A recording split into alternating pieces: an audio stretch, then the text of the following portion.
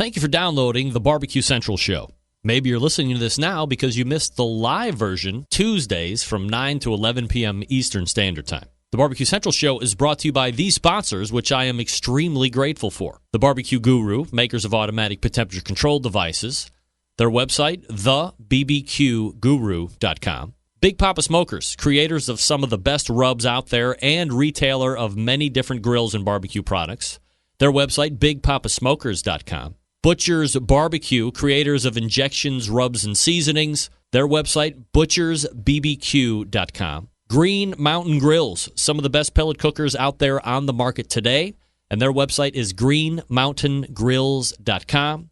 Also by Cook Shack, some of the best industrial electric smokers out there today. Also pellet cookers as well. Their website is cookshack.com. Cookinpellets.com. If you want to fire those pellet cookers that I just talked about, visit cookinpellets.com to buy your pellets right now. Also, by the Chops Power Injector. Forget about using one needle to inject your meats. The Chops Power Injector system has 4 needles for your injecting pleasure. You can visit them at barbecuekansascity.com. That's BARBEQUE, kansascity.com. And by the Sam's Club National Barbecue Tour, you can visit kcbs.us/Sam's Tour for results, to register your team, or to see where the next event will be taking place. And by Pit Barrel Cooker, one of the most unique and efficient cookers out there in the market right now. Visit their website at pitbarrelcooker.com. And by Unknown Barbecue Accessories. You can visit them at unknownbbq.com/shop. Hi, I'm Johnny Dam, host of the Damage Report radio show. When I'm not falling in love with the First Amendment all over again, I like to sit back, relax, and rub my meat to the Barbecue Central show. And now your host, Greg Rempe. Go, Greg. Yeah, rub that meat. So to get that perfect barbecue, you use wood. Are you sure it's safe? Whatever. We put the lighter fluid on, strike the match, and... Oh, should we call the fire department? That might be a good idea.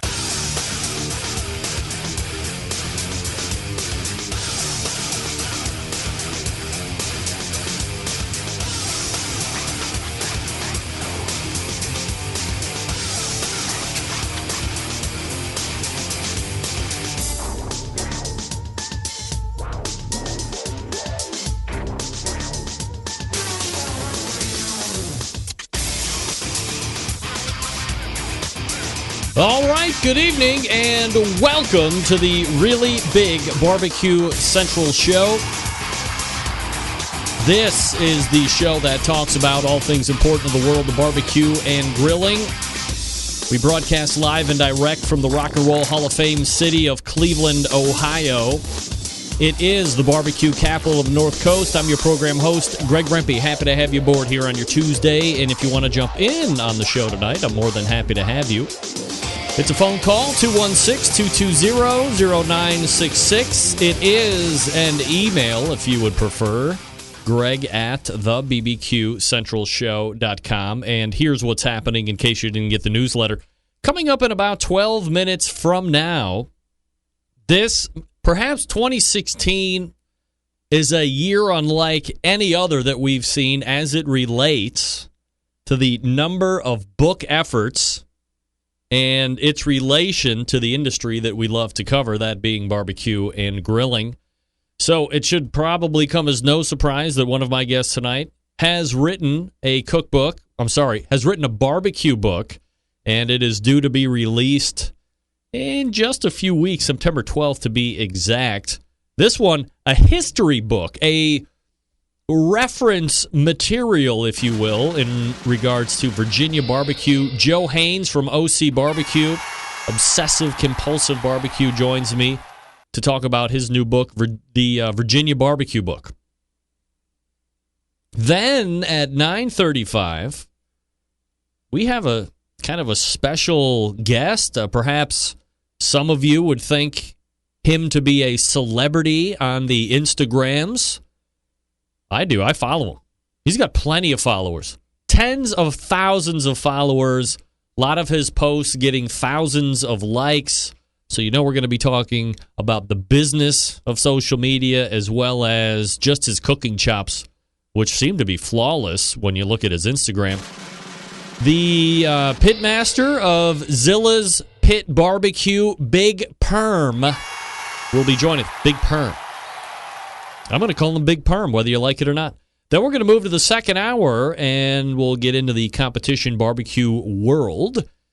Last weekend, a rather large barbecue competition took place in Kennesaw, Georgia.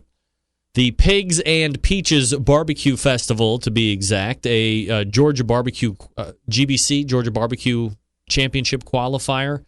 And joining me to recap that and his victory, the pitmaster of Moyers competition barbecue team, Jeremy Moyers. I'm going to tell you right now, I'm going to come clean right off the bat. There is a 175% chance that I'm going to call Jeremy. Okay, maybe I'm not now. Oh, I think now that I've said it out loud, there's no way I'm going to say it. So I am now going to downgrade my 175% chance to 50-50 that I'm going to call Jeremy Jamie at some point. I don't want to do it. I'm saying it out loud, so I don't, but I'm just putting it out there right off the bat. I think once or twice during the Tim McKeska interview of McKeska brand sausages, I called him Mike. He said that was going to happen, by the way, before we even got on air. But I pride myself on getting names right. I mean, hell, I see an outline, I see his name Jeremy, but I know I'm going to call him Jamie perhaps once. I hope I don't. But Jeremy, I apologize right up front if I do. Don't think that I am disrespecting you in any degree. For some reason, Jeremy and Jamie are like very tight for me when it comes to enunciations. So you have been warned, and I know the Centralites will be out in full force, ready to take me to the carpet when I make that mistake. Let's say if. Jeremy Moyer coming up at 10:14. And then to close the show tonight, of course, barbecue and grilling is inherently gadget-driven. I mean, I think we're in love more with gadgets and minutia of the industry than we are with the industry itself of barbecue and grilling. So 1035 won't disappoint. The creator and founder of Fireboard Labs, Ted Conrad, will be joining us. And we'll be talking about the Fireboard. If you've been looking potentially for a new thermometer solution, Ted might have a Kickstarter project that you want to get on board with, take part in. And then ultimately, if he gets backed, and I guess we'll talk a little bit more about it in an hour and 25 minutes from now. What happens if the Kickstarter doesn't get backed? Of all the ones that you've seen get funded, exceed funding by large amounts, how many are failures? What happens when the Kickstarter fails? Does the product never come up? Do they have venture capitalists waiting in the wings to charge them exorbitant fees on dividends? All questions we're going to be asking for sure. So there's your lineup. 9:14, Joe Haynes. 9:35, Big Perm. 10:14, Jeremy Moyers. I almost did it. And 10:35, Ted Conrad. 216-220-0966. Greg at thebbqcentralshow.com. Let everybody know right now, the Facebook, the Twitter, the Pinterest, the Google Pluses that the show is on. Send them to my website, thebbqcentralshow.com. Send them to the longtime video syndication partner of this show, outdoorcookingchannel.com. And man, oh man, we are ready to go. Ready and rocking. Also, Roku, right? Take a picture of you watching me on Roku. I might send you out a prize. It won't get out very quickly. Just ask anybody. Question. How awesome was Doug Tratner last week? Shout out to DT. What up, Trat? I thought he was a brilliant in-studio guest. Some of you were giving him a little shit for being barbecue elitist or hippie or whatever it was. But I thought overall brought some good energy, brought some really good background knowledge of Cleveland as a food scene. I mean, look, we talk about barbecue and grilling a lot on this show, but of course that is food, so it's a food-based show. So I think there's absolutely room for Doug to be some type of a recurring guest, maybe not in studio all the time, maybe if he's around. He's a Cleveland Heights guy. It's not too far away, but I never want to feel like I'm impressing upon somebody that they need to come in my house, in my basement. As I said last week, basements in Cleveland do not have a great relationship with each other, given recent events. All right, I'm going to shout somebody out right now, and not in a good way. Memo to Todd from Bark Bros. Send me your fashion shots of you wearing my Barbecue Central shoes that I sent you for free. How much did you pay for those? Nothing. How much? Nothing. That's right. So do what I ask you, for crying out loud, and take some action shots of you in my shoes trolling around your neighborhood. Dean from Michigan did it. He sent me 3 or 4 selfies over the weekend with him wearing shoes out in public. Those shoes, the ones I've been showing the last couple weeks, Dean did it. You are going to let some guy from Michigan show you up, are you, Buckeye? Come on now. Michigan owning Columbus right now when it comes to exhibiting the shoes. Come on. Come on, Todd. I know you're probably in here in the chat room. Do it. Also, shout out to a loyal Centralite, Wendell Trotter. He has now been in Cleveland 2 times, like in 2 months or 3 months or whatever it is. I have been free 0 times to see him. 0 times. And I apologize. Total douche move, I know. I can't go out tonight. He's like, I'm a free Sunday, I'm free Tuesday. Same as last time. Well, Tuesdays are out. Why? Because, I got this little show that we do from 9 to 11, so last minute prep. But Sunday, the weekends are not my own. So if you're going to be in town, Wendell, next time you're going to be in town, if you can give me any type of lead time besides just a few days, I'll do whatever I can to make sure that I can free up for some period of time to meet you. I mean, I want to hang, I want to drink beer, I want to throw barbecue, I want to do all that stuff with my Centralites. I want to meet you and greet you. That's why Ray Lampy gave me like 6 weeks time, because he knew got shit to do. Wendell, I appreciate the reach out. When you get back in Cleveland, give me a couple weeks heads up. We're going to be good. Appreciate you reaching out. Hope you enjoyed the city for the 2 nights that you were up here. Got some melt, I know. Probably going back to Mabel's tonight. All right, folks, let me talk to you about one of the longest running sponsors of the show now, Dave Bosca of Butcher Barbecue. Look, folks, I'm going off the copy here, and I'm going to talk to you strictly tonight about grilling oils. And I'm telling you what, if Dave Bosca never made the injections, if he never made the rubs, and he never made the sauces, and he only made the grilling oil, I guess I don't know if he would be as popular and as successful as he is right now. It has simply revolutionized the way that I am cooking, whether it is at the stove, whether it is outside at the barbecue pit or at the grill. I always 100% have a bottle of butter-flavored grilling oil at the stove or outside when I'm cooking. Always. It is never not a part of an ingredients scheme that I have laid out or that I am actively taking a role in making sure that grilling oil somehow finds its way into a recipe. For instance, last night, I did these really small-looking Yukon Gold-style potatoes, fired up the Green Mountain Grill, put them in there for a hot smoke roast, as Steven Reichland likes to say. Use some Big Papa Smokers Desert Gold. But before anything, I dropped a good couple squeezes or a good couple circles of butter-flavored grilling oil to coat it, get a little butter flavor going on the outside, drop some big kosher salt out there to adhere to the potatoes on the outside of the skins, then dropped them in the Green Mountain Grill, roasted them up, and they were tremendous. I'm telling you, if it's not a prevailing flavor profile that you're looking for, if you want to substitute the normal butter thing or you're worried about it burning, the grilling oils, and they come in 2 different 2 other flavors besides the butter. You have the Chipotle, you have the Steakhouse. You're going to find yourself using it more and more. Take my word for it. Go to butcherbbq.com right now and order at least 3 of the butter-flavored grilling oils, or try them all. Because the flavored versions, very subtle. They're not going to overpower anything. You're going to see that shelf stability means you don't have to put it in the refrigerator anymore. You're going to use it all the time. I use it all the time. No shit. I love it.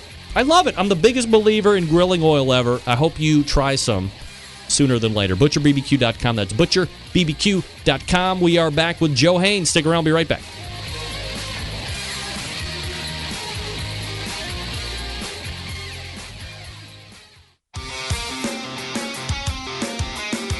Broadcasting live from the Barbecue Central Radio Network studios in Cleveland, Ohio.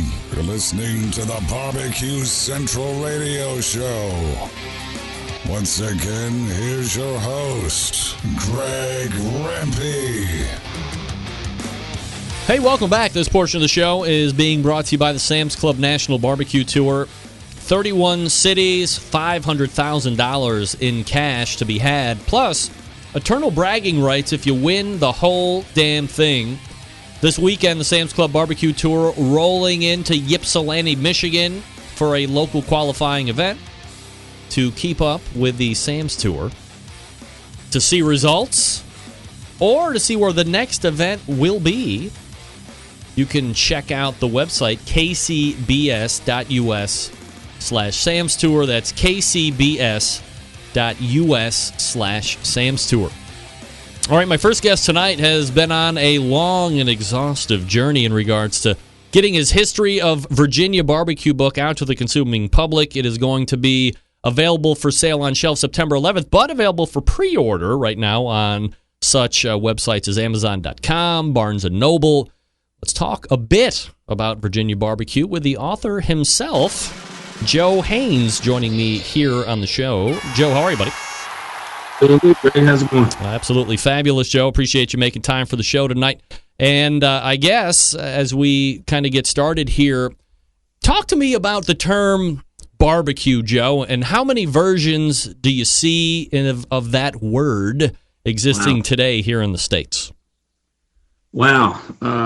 There are a whole lot, obviously, and no one can seem to agree on how to spell it. And with like just about everything else with barbecue, there are arguments over the correct way to spell it. So, but we've got barbecue spelled with a C, barbecue spelled with a Q, and then you got it abbreviated in various different ways, BBQ and barbecue with the letters B and Q. And so, that word, it's always been like that. I've got a whole chapter in the book that traces the etymology of the word barbecue back, to the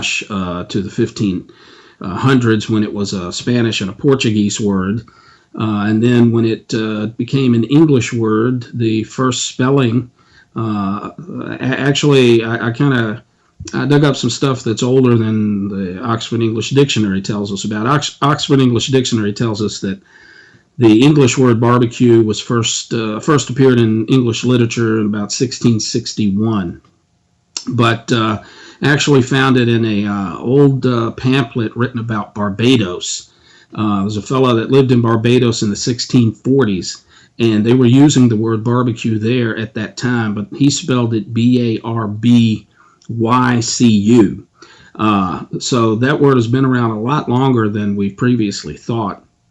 And of course, spellings from there just went into everything from barbecue to barbecue with a G to, so finally in the early 1700s, around the 1730s, somebody actually put it in the English dictionary spelled with a C, and most dictionaries, and even the AP Style Guide says it should be spelled with a C, but nobody cares. Nobody pays attention to that. Joe, I think you kind of ran into issues with barbecue and Southern barbecue with your book, or at least in a write-up with the Washington Post recently, and there is some hoop-de-doo between Southern barbecue, and if they're same and if they're different and so on. Yeah, exactly. Whenever you talk about the origin of barbecue, you have to be very specific, because the barbecue cooking technique is ancient, right? And nobody really knows where it started. I mean, I kind of suspect it was Africa and Asia, maybe somewhere along in there. But But it's been around a long time. But the different styles of barbecue, right? We can trace where those came from. The way folks cook barbecue out in California with Santa Maria style barbecue and that kind of thing, that can be traced back to the Spanish and Mexican rancheros that existed out there in that area before California became a part of the United States. And the same, is true of Southern style barbecue, right? Southern style barbecue is the kind of barbecue we eat in Southern states. It's generally going to be pork, or it can be chicken or beef. It's going to be pull tender, mouth-watering, succulent meat that's either basted with a mixture of oil, vinegar, salt, pepper, and some cayenne, or a sauce with those elements mixed into it, served on the side. And that particular style of barbecue is what my book is about. So, when someone says, well, barbecue didn't begin in Virginia, it's been around longer than that. Well, of course it has, but not Southern barbecue. And so the premise of my book is that what we cook today, Southern barbecue, had its beginnings in the Tidewater region of Virginia during colonial times. It was a collaboration initially between English colonists and Powhatan Indians. And then sometime after the 1650s, Virginians started importing a lot of enslaved people of African descent. And it was after that time that the enslaved Africans and African Americans that were here, they began to perfect barbecue as Southern barbecue as we know it. And of course, from there it spread from Virginia it spread first into Maryland, and then second it spread into North Carolina. And from there, North Carolina, next place was Kentucky, and then eventually Georgia, into the Carolinas, Georgia, and then it went west. I've got accounts of Virginia barbecues by the early settlers in Tennessee and Ohio, even out in Texas. Joe, did you feel that there needed to be a just due given to Virginia? Obviously, I guess that's where you delineate between where the Yankees live, like me, and where the South starts, more or less, is Virginia, the Mason-Dixon line, if you will. But there are the well-known barbecue meccas that you mentioned, just a handful as you were going through everywhere where it spread after Virginia. But Virginia not typically on the list. Neither is Cleveland, by the way, so no big shake there. But talk to me about where Virginia fits in, and perhaps why, more importantly, it's not as well known as the other regions. Yeah. Up until the mid 20th century, Virginia was actually a well-known barbecue destination. In fact, all throughout the 1800s, the standard for barbecue was Virginia. Even as late as the year 1900, the World's Fair that year, I believe, was held in Paris. And when they selected barbecue cooks, American barbecue cooks, to come to Paris to demonstrate how Southern barbecue was cooked, there were Virginia barbecue cooks that were chosen to do it. Another example is in the 1890s, there was a fellow up in Massachusetts area, Father Cummins. He wanted to bring what he called a real Southern barbecue to Massachusetts, because obviously it wasn't necessarily a big thing there. For about 10 years, he hired a Virginia barbecue cook named George Allen from Lexington, Virginia, to come up there and cook the barbecue for him. But as the 20th century rolled on, right, there were all kinds of, and I talk about it in my book. There's a chapter called Virginia, the Mother of Southern Barbecue, and I show how barbecues, big barbecues, grand barbecues declined, not just in Virginia, but all throughout the South, and the things that caused that decline. By the time the late 50s, certainly the 60s, it was getting on a roll.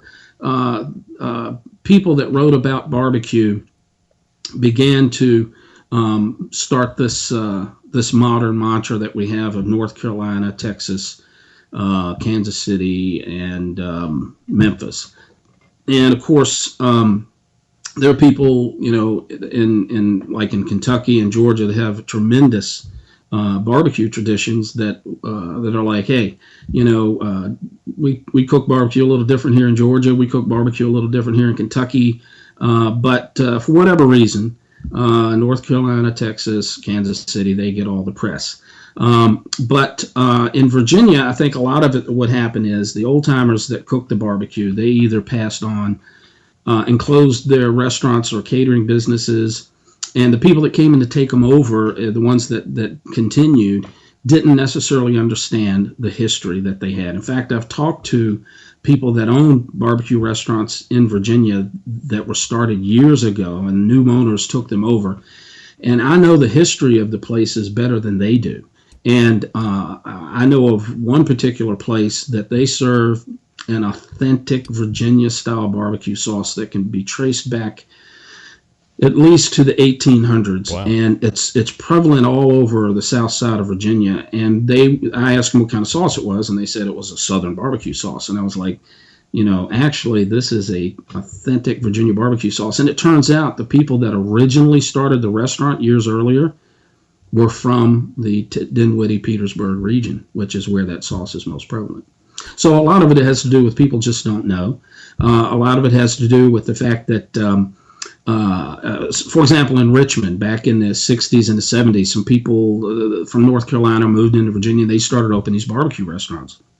And these Virginians had never really tasted anything exactly like that because our barbecue sauces and flavors are a little different, slightly different in some cases, quite a bit different in others. But anyhow, they would taste it like, what kind of barbecue is this? And the people would say, well, that's North Carolina barbecue. And so I think that a lot of it was where Virginians were eating barbecue.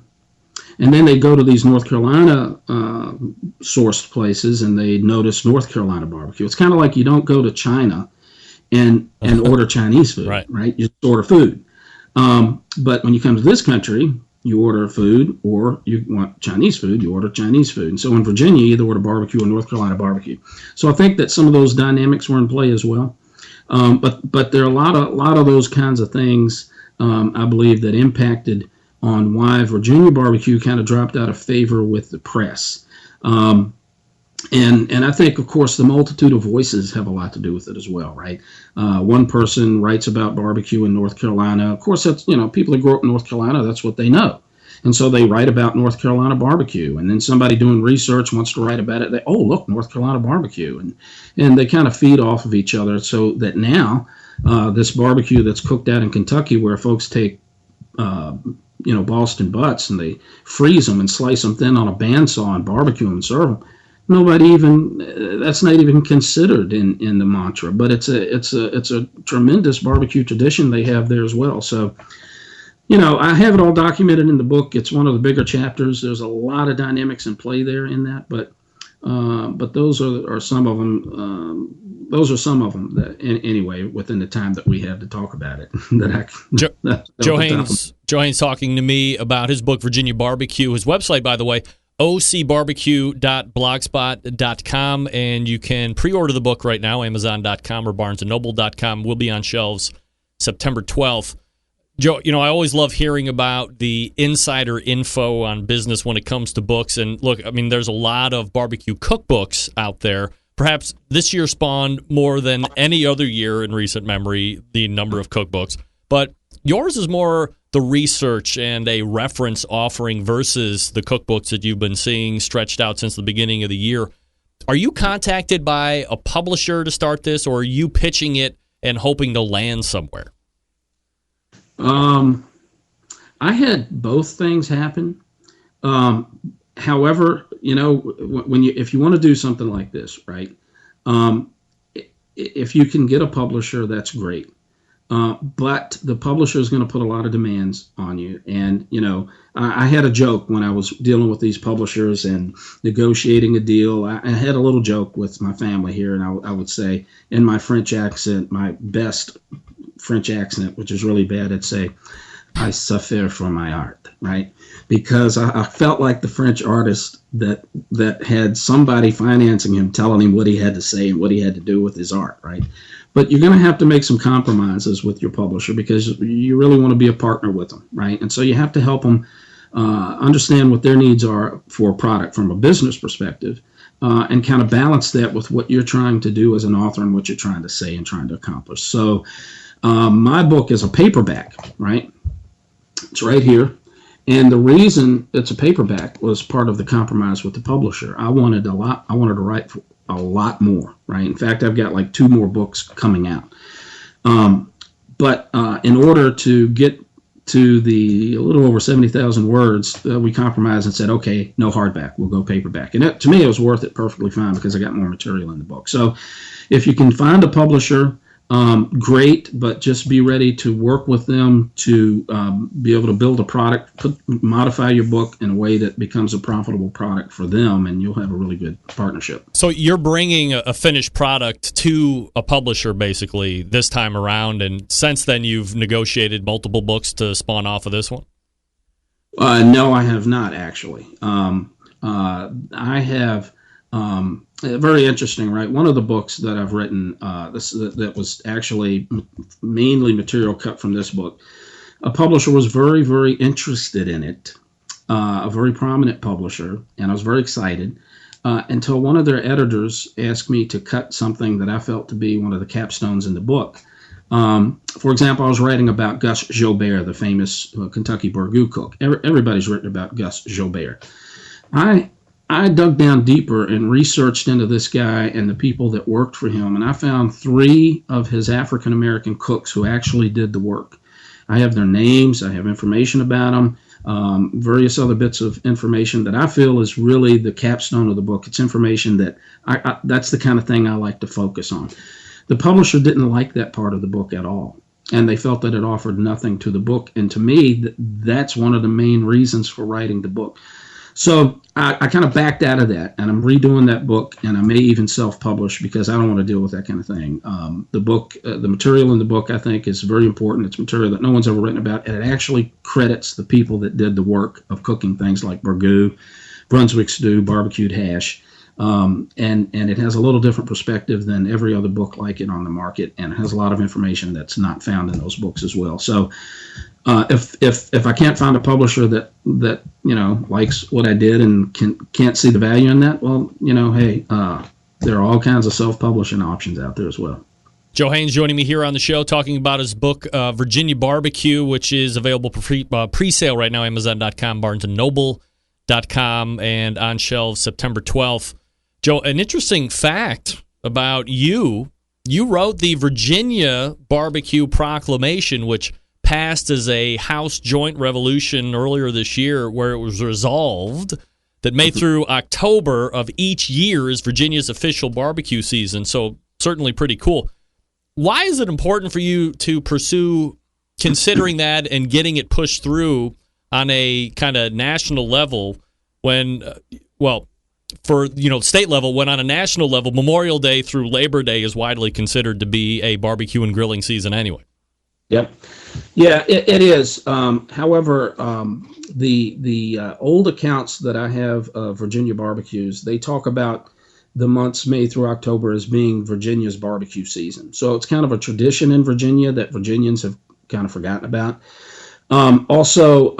It's I think important to have some official recognition of barbecue and barbecue history in Virginia.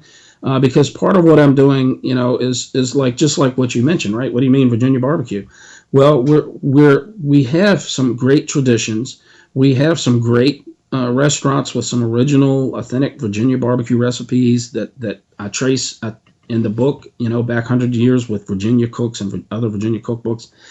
And I just felt that if we're going to be serious about this in Virginia and we're going to re-embrace our traditions with barbecue, then let's do it right? Let's go ahead and let's do it like the old timers did it. And May through October is barbecue season in Virginia now. Now we eat barbecue and cook barbecue anytime, but in recognition of our traditions, officially now May through October is barbecue season in Virginia. And I kind of like that. I think that's pretty cool.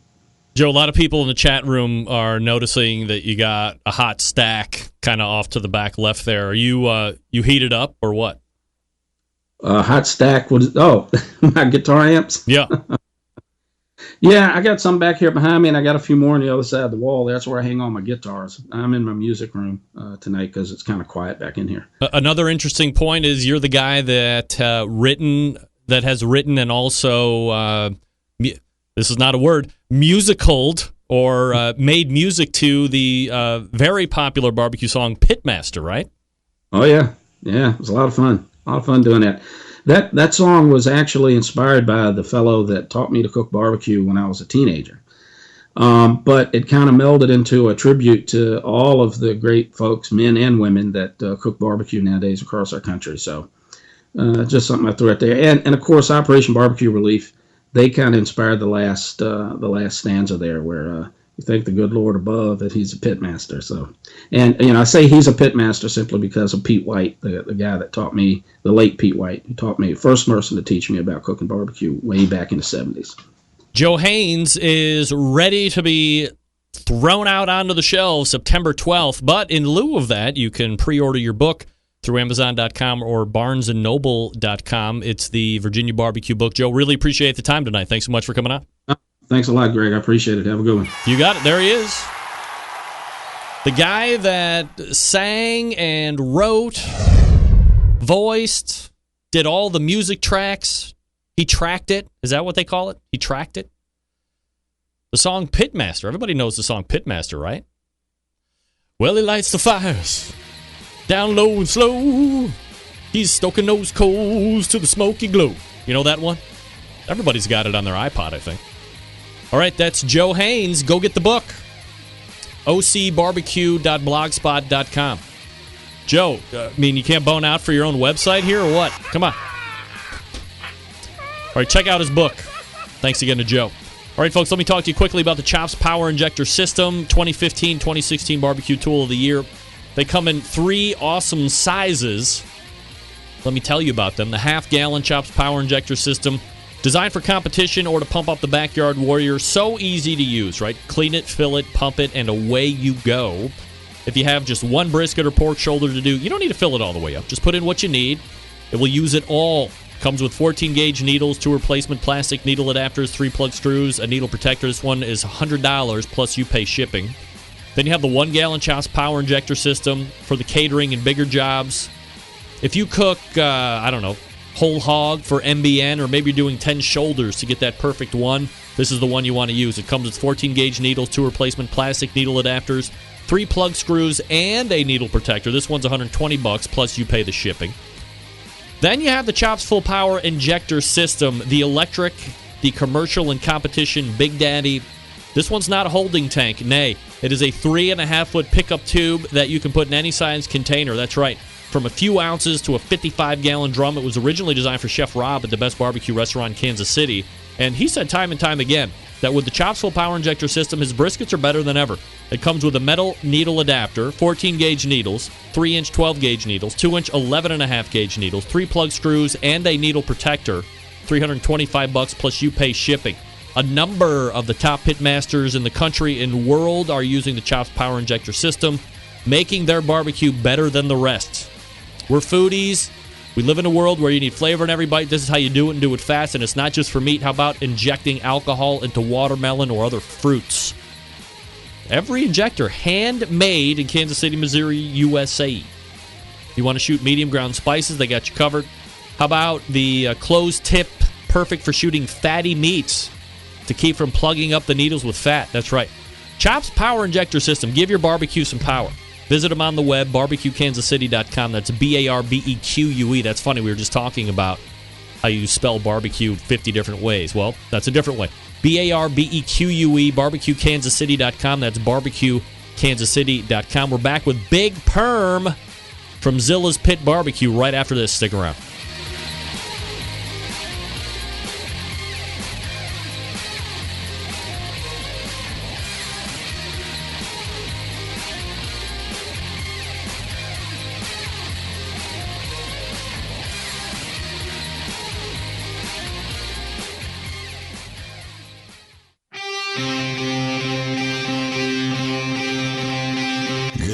Smoke. Call 877-448-0433 to get on the air.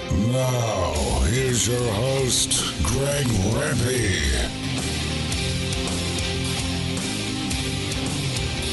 All right, welcome back. This portion of the show being brought to you by Green Mountain Grills, manufacturers of some of the best pellet cookers out there on the market today. If you need something to house a lot of food, they got one for you. How about something medium size? Maybe you don't have a big family, maybe you don't cater, whatnot. The hell. What is this? Hell is that? I don't know what the hell that is. Never mind. If you need something small to take on the tailgates, no problem. They got you covered there, too. Yeah, we love it. Green Mountain Grills. If you visit greenmountaingrills.com, you could start loving your own.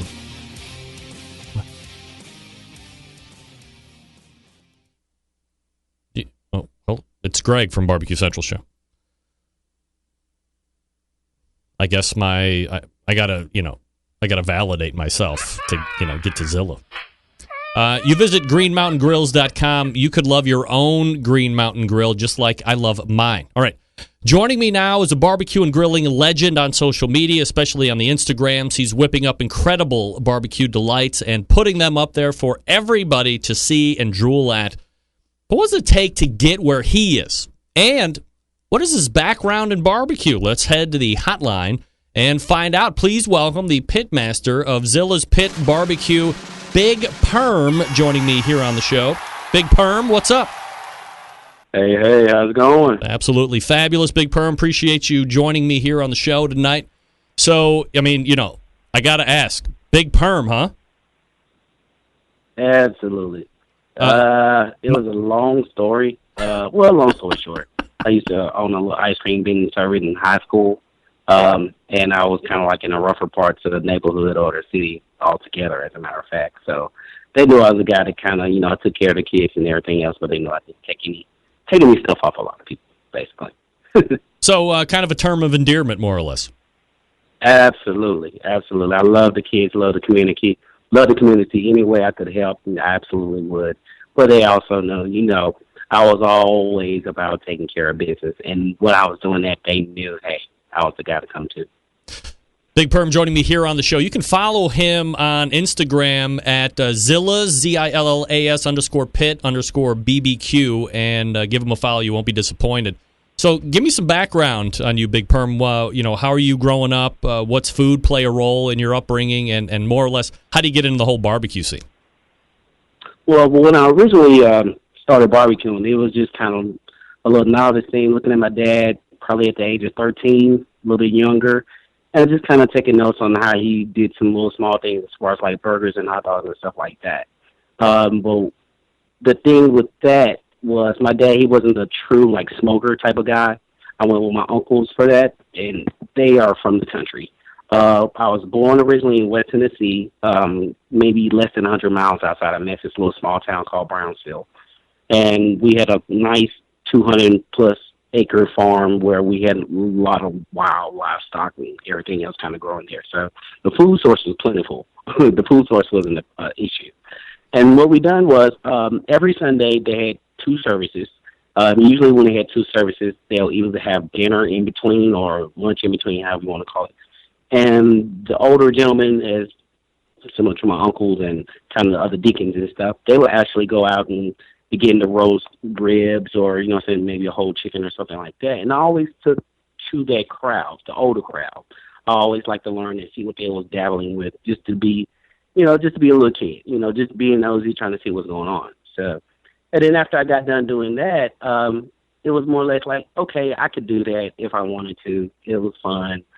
And I'm like, maybe later on down the line, being a kid, you don't think about stuff like that. But once your dad and your uncle's like, hey, you're 16 now, I'm going to start looking at the football game. Now, around halftime, the third quarter, you're going to have to start manning the grill. Because we're a little bit too into the third quarter for us to be manning the grill. Chances are all the food will get burned. So I began to basically start really paying attention to them in high school, my early years, my freshman and sophomore years of high school, and saw how they tended to the grill. They did a lot of smoking of food, whether it be pork chops, pork tenderloin, ribs, pork ribs, because pork is really prevalent down here. Pork and chicken is really king. We didn't do a lot of beef back in the early 80s and even the early 90s. The more beef scene came here in the early 2000s up to this day. So I always want to make sure that if I was going to do something, they told me, hey, if you're going to cook, you're going to have to cook it right or you're going to have to eat it no matter how bad it is. So pay attention to what you're doing. So after messing up one time, I pretty much paid attention while I was doing that because they were like, hey, look, we can't afford for you to mess up our food. We just can't. You know, people need stuff to kind of like go off of for the rest of the week, you know, as far as lunches and stuff like that. So you just can't mess up that food. We was hard pressed for cash, so to speak. You know, we didn't have a lot of luxuries. A lot of our luxuries were kind of like interactions with each other, the time we spent with each other. That was our luxury.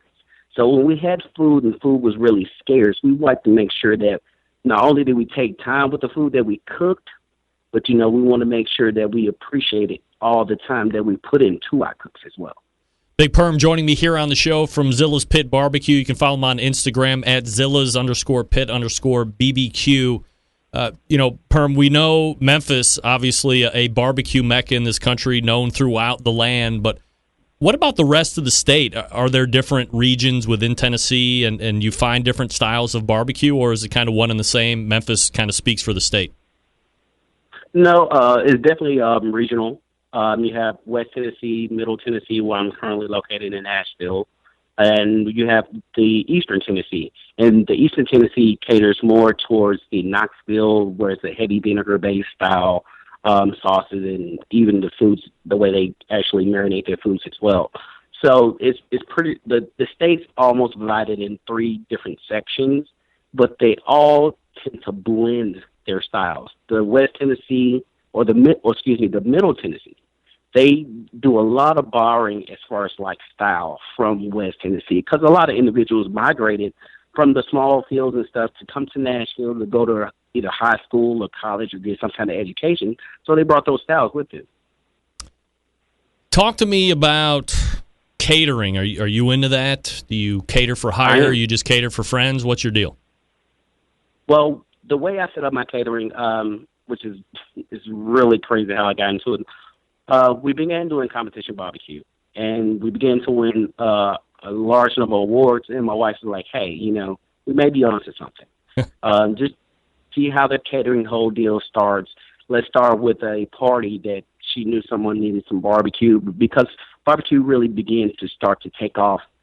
We started, let's say, in 2014, around 2015, people were really wanting stuff like that at small gatherings like celebrations, retirement parties, weddings. So she was like, hey, I have some individuals that want to do that for a retirement party. They want to do some stuff like finger food. So let's see where it goes. Let's see how far, you know what I'm saying, it goes from this point forward. So the first one was done. It was it was a blast. We had more fun than we ever anticipated. Then we began to doing stuff like pop-up locations. We started telling individuals like, hey, this day, this time, we'll be serving this off our menu. And our menu would consist of whatever is on our feed as well. All the social media feeds, we'll link them together and say, hey, we'll be at this location at this specific time. If you're available, come stop by, give us your honest opinion. And if it's not good, you know, we're not going to charge you for something that's not good. We just don't believe in that. We want to make sure that we give you the top quality of barbecue that we absolutely possibly can, because there are so many different outlets here. You can really get ran over. So before we even begin to be absolutely serious about what we're doing, we want to make sure we're putting out the best product we possibly can. Big Perm joining me here from Zilla's Pit Barbecue. Perm, I'm wildly fascinated. You know, I'm becoming more and more educated on the inner workings of social media, and you know, I see the number of your followers, 35,000 plus. I see your likes per post, and you hit 1,000 plus like on a regular basis. Typically, you know, those numbers, especially on the likes, are targets for companies to start looking at Instagram accounts and kind of approaching those people to do some partnerships. Are you able to make any money off the Instagrams yet, or is that something that you're hoping to do if you're not? Well, not as of yet. I haven't got any kind of sponsorship or anyone looking to sponsor me. And I think it's more or less because I call myself a poor man's barbecue. If you look at the type of smoker that I have, I don't have a high dollar smoker. The smoker that I have, it's maybe something like $300-400 that you can pick up either at your local hardware store or one of your local supermarkets. And what I like to do is, you know, I like to do a lot of education as far as like reading up on what I'm interested in. So I got Franklin's Barbecue Manifesto, and he taught me how to pretty much tailor my smoker and customize it to the way I can get the best possible usage out of it. And by me doing that, I don't want to be that individual that say, hey, I have a $3,000 smoker, but I want you to try to cook the same product that I'm cooking. I want to go through the same nuances that you're having, so I have something to relate to you. Say, hey, okay, this may happen, but I want you to understand that, look, I'm going through the same issues you are, and this is how we talk each other through it. And I think that's what's gathering the followers and the likes so much, because it's so relatable. I want to make sure that I'm giving them something that's authentic. I want to give them something that they know that, hey, each and every day, if I come to Perm with a question, he's going to give me the absolute honest truth. And if I don't know something about it, we're both going to go together and find out the correct information, because, number one, with barbecue, there's no right or wrong way to do it. The only wrong way to do it is when it tastes bad. So no right or wrong way on barbecue, but talk to me about the building of the social media following, and you've talked about it here the last couple minutes, but as you look at some other accounts and you see the wild follow numbers and the wild like numbers, do you find that there is a right and a wrong way to build your social media brand moving on? For me, I want to stay true to what I call the barbecue roots. Now, a lot of individuals, they go out and buy a high dollar cut of meat, and a lot of individuals can't relate to that. When you spend $400 or $500 for a cut of meat, chances are you're pretty okay as far as financial. Now, the crowd that I cater to, they're the guy that's going out 5-6 days a week to work, and then next thing you know, that seventh day your daughter has a birthday party, but the wife don't have anyone to come and do any kind of catering, or you just don't have those finances.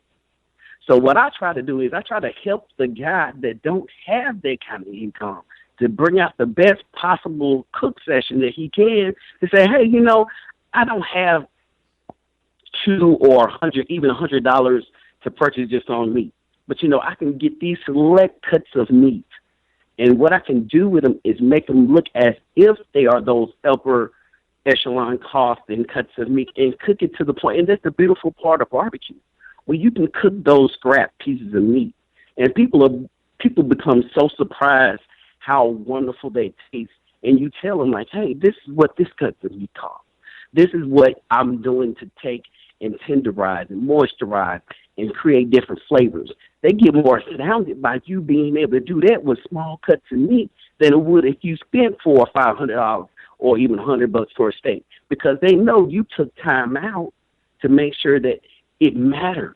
Those things, if I want my daughter's birthday party to be remembered by, hey, Dad had a great cookout. We may not have a lot of money to get toys and gifts and games, but we had a gathering that you can't put a price tag on. And that's the kind of experiences I want to help create. Locally, are you a guy that likes to, or have you put on classes and barbecue demonstrations, things of this nature? Yes, I put on small demonstrations to individuals like, hey, I thought I was a good barbecuer, but I heard from other people, family or friends, that I could use some help. What will it take for me to, just to get a little upper leg from where I am right now? And trust me, everyone has a starting point. I had a starting point to where it was some stuff that I wanted to throw in the trash, but I knew I don't have the finances that week to, to discard meat or money like that. So I had to sit down and take the time and teach people and not treat it as a secret, and not treat it as it's the last gold nugget on the face of the earth. Because once you give out that knowledge, people understand, like, man, they respect you more because you're willing to give that to them. And they know it's wholehearted, and they know that whatever you're trying to give to them is beneficial. It's not to be detrimental towards them. Big Perm is the pitmaster at Zilla's Pit Barbecue. You can follow him on Instagram at Zilla's_pit_BBQ. Manziel, really appreciated the time here. Great getting to know you. And, let's hook it up for some, backyard cooking tips as we move forward, man. Absolutely. Hey, any way I can help my fellow barbecuer, smoker, cooker, I have a plethora of different styles, smokers and grills and cookers. So if there's any way I can give a hand or lend a hand to help and make that make that one cooking experience memorable. That's what it's all about for me. All right, Perm, thanks so much, man. Thank you. There he is, Big Perm. Zilla's Pit Barbecue. That's Zilla's _pit_barbecue. I think one of the things I'm coming to learn as we become more and more Instagram savvy, you got to take really good pictures. And I think phones, by and large, have become really good picture-taking apparatuses. Not DSLR per se, but in a pinch, they're great. Perm is putting up some spectacular pictures. If you don't have Instagram, you should just download it. Don't bother taking any pictures. Just follow him and drool pretty much the rest of the day. All right, folks, let me talk to you quickly about Cook Shack, manufacturers of smoker ovens for barbecue lovers with any amount of experience. Whether you barbecue in the backyard, in the competition circuit, in a 5-star dining facility, Cook Shack has a unit that will do the job. And with a full line of barbecue sauces, spices, pellets, and wood chunks, it's the perfect one-stop shop. Cook Shack strives to be your barbecue resource center by offering cooking classes, online recipes, how-to videos, 2 blogs, smoking, grilling 101s, and a video cooking classroom. Check out their website at cookshack.com or follow them on Instagram, Facebook, YouTube, Twitter, Pinterest, or Google+.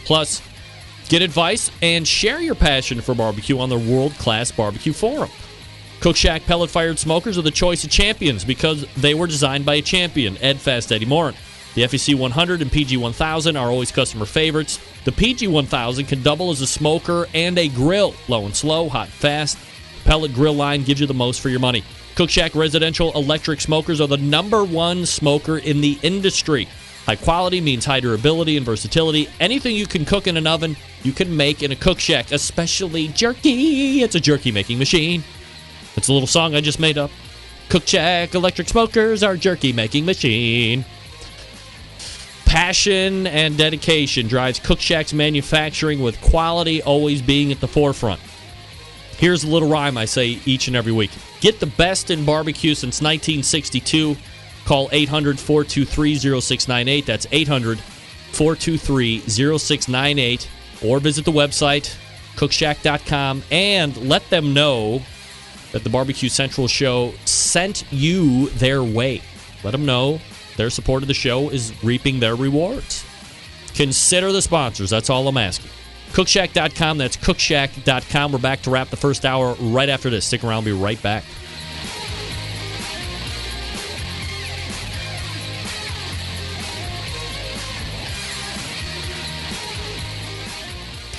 Big name interviews, advice on cooking brisket and ribs, and the only host willing to share his honest opinion on all things important in the world of barbecue. It's the Barbecue Central Show.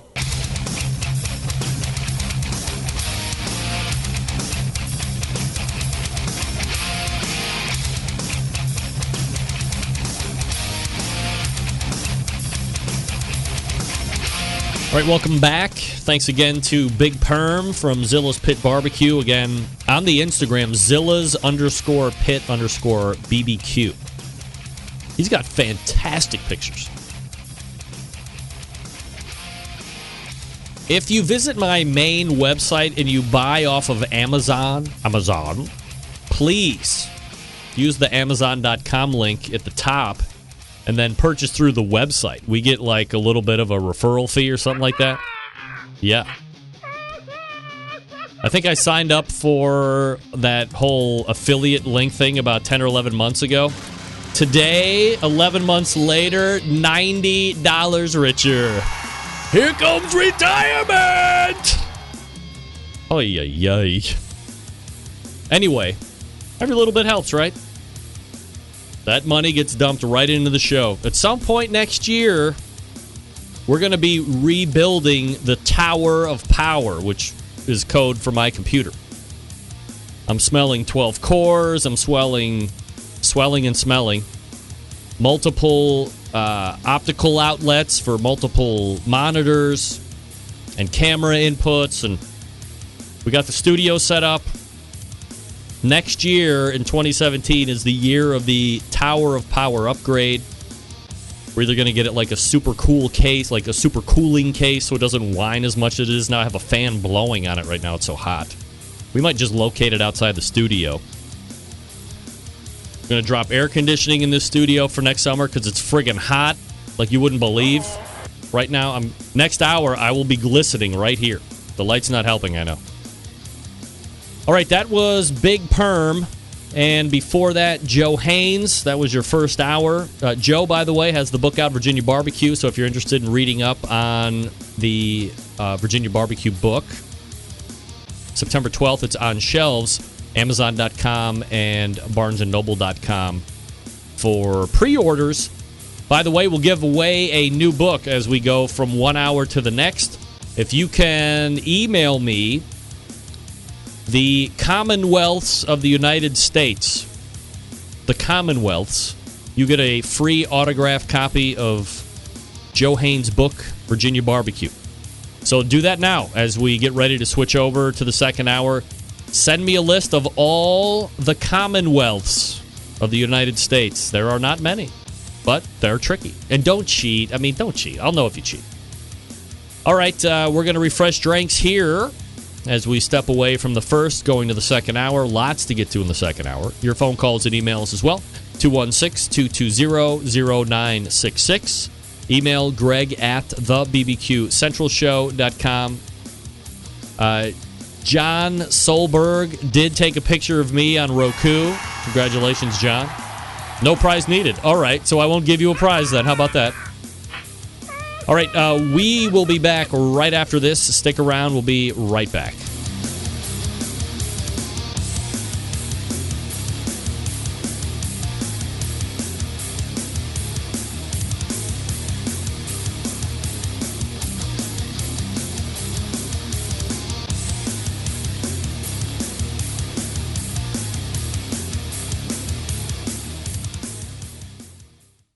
This is Rennie Knopf with ChampionshipBBQ.tv, and you're listening to the Barbecue Central Show.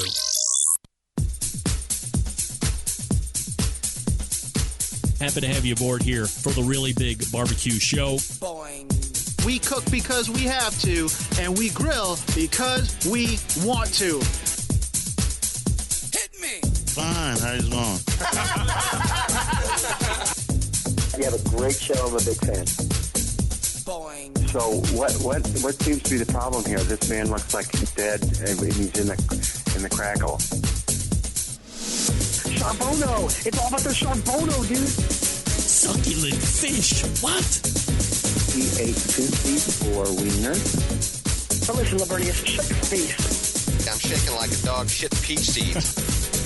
We have top men working on it right now. Top men. All right, just like that, we are into the second hour. Hey-o! Welcome aboard, folks. You found the Barbecue Central Show. This is the show that talks about all things important in the world of barbecue and grilling. We do the show right from here, Cleveland, Ohio. It is the barbecue capital of the North Coast. I am the aforementioned Greg Rempe. And we are off and rolling. If you missed the first hour, where were you? What are you doing out there? You can get the show on podcast starting at 11:55 this evening. Let's see. Greg, are they trying out for volleyball there for the regular season? Like J.O.? No. We already did summer tryouts for high school. Bobby made varsity at the new high school. And they are now in the regular season for varsity high school. We are currently 1-2. We should be 2-1. We should be 3-0. But they're 1-2 right now. So, high school volleyball well underway. JO tryouts end of October, I believe. So, we'll see how it goes. All right, John Dawson is in. We have the Commonwealth of Virginia, correct? We have the Commonwealth of Kentucky. We have the Commonwealth of Massachusetts. And last but not least, the one that everybody misses. John is the exception to the rule, the Commonwealth of Pennsylvania. So John Dawson wins the Commonwealth's battle. Ooh, Shane Fuller very close, by the way. Kentucky, Virginia, PA, and Massachusetts. Shane, you were right. You're just late. John, send me your shipping info. I'll get it over to Joe, and you can have a copy of his book, Virginia Barbecue. How about that? You can do it. Hey, John, you're a winner, everybody. Yeah. Still to come on the show tonight, none other than Jeremy Moyers from Moyers Competition Barbecue and Ted Conrad from Fireboard. Look forward to that. The Sam's Club National Barbecue Tour rolled into rolled into North Charleston, South Carolina for a regional final this past weekend. And the top 10 teams, that's right, locals are 6, regionals are 10. There's 5 regionals, 10 times 5 is 70. There's 70 teams in the national final. Wait a second. There's 50 teams in the national final. And the top 10 teams moving on to Bentonville later in this season are as follows, and in particular order, winning it, Grand Champion with a 695-3 Wolf's Revenge Barbecue. Congratulations, Wolf's Revenge.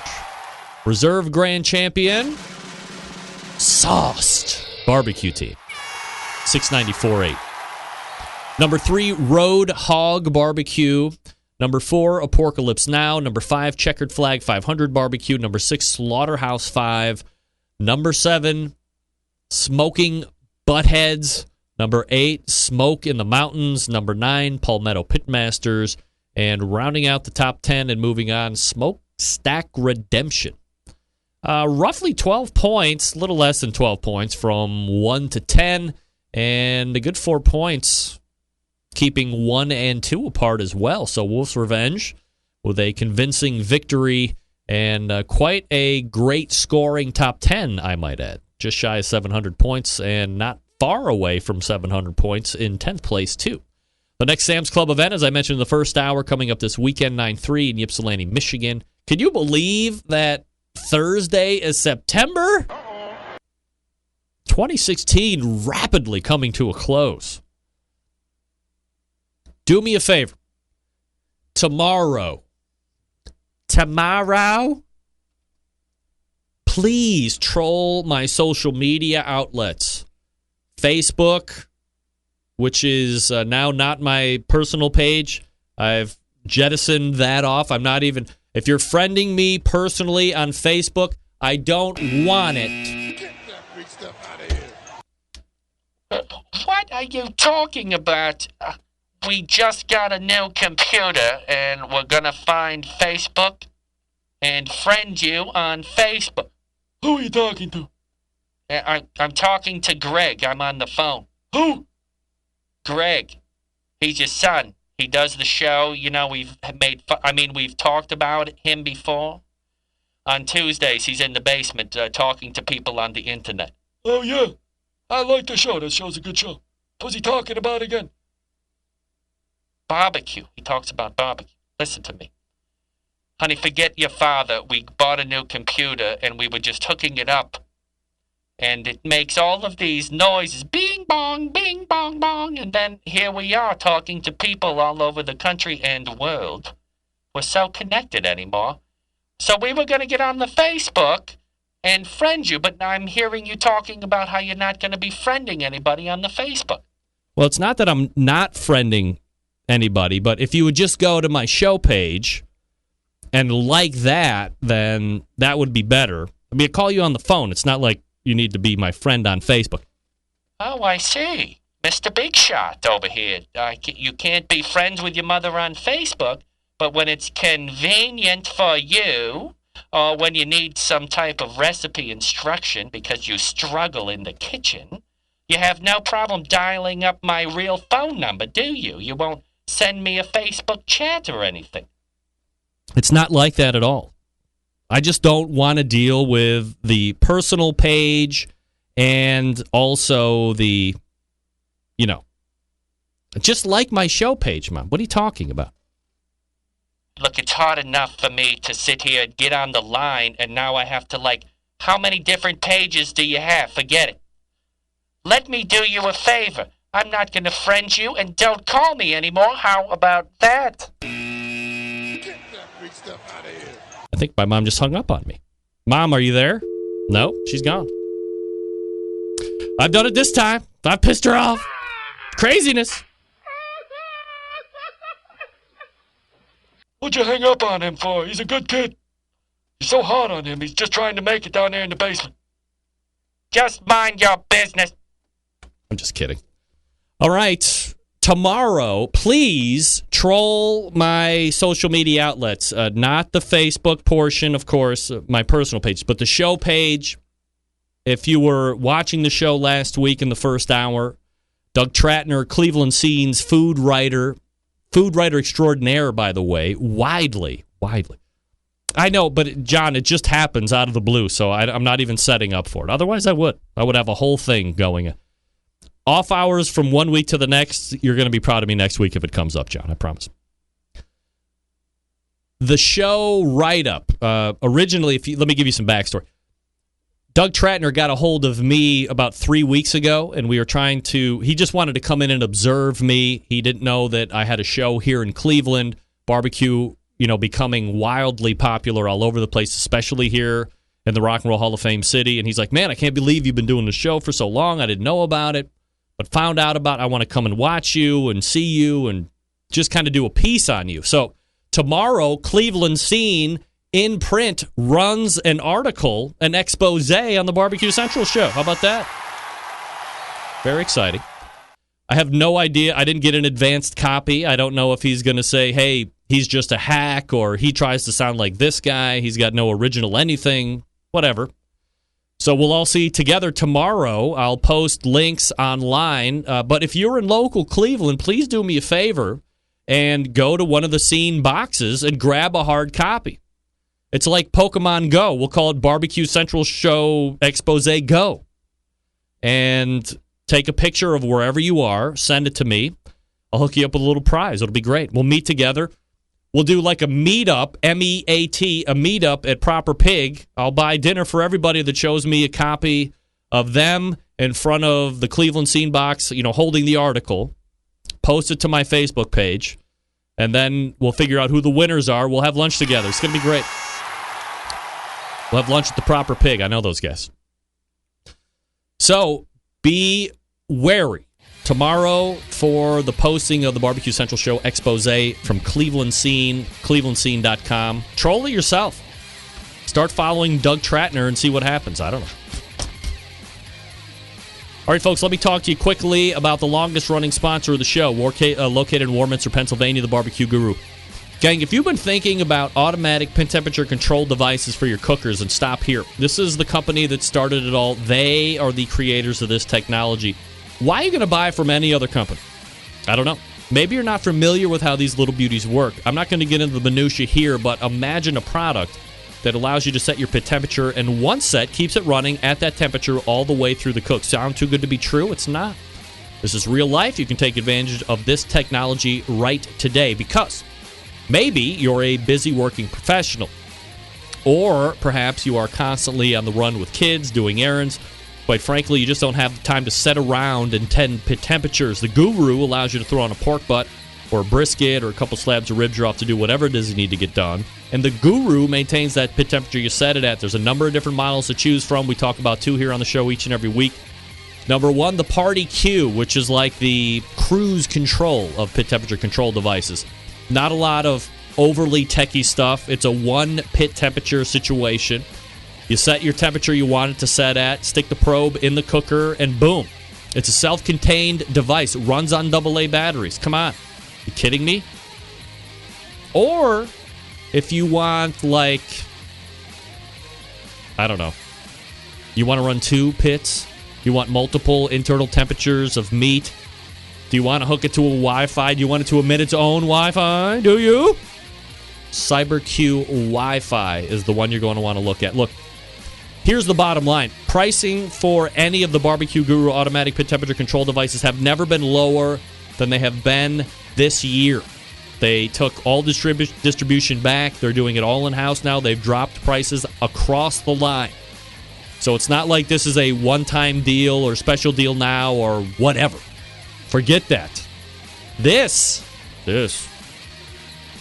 low pricing all the time. Go to thebbqguru.com and check out their products. If you have any questions about what to order, call them directly. Don't guess, please. 800-288-GURU. They'll make sure you're outfitted with exactly what you need to get you up and running right out of the box. That's 800-288-GURU. Or visit thebbqguru.com. The Barbecue Guru continues to be a breakthrough in barbecue technology. All right. We are going to be finding Jeremy Moyers from Moyers Competition Barbecue Team to recap last weekend's big win in Kennesaw. Stick around. We'll be right back.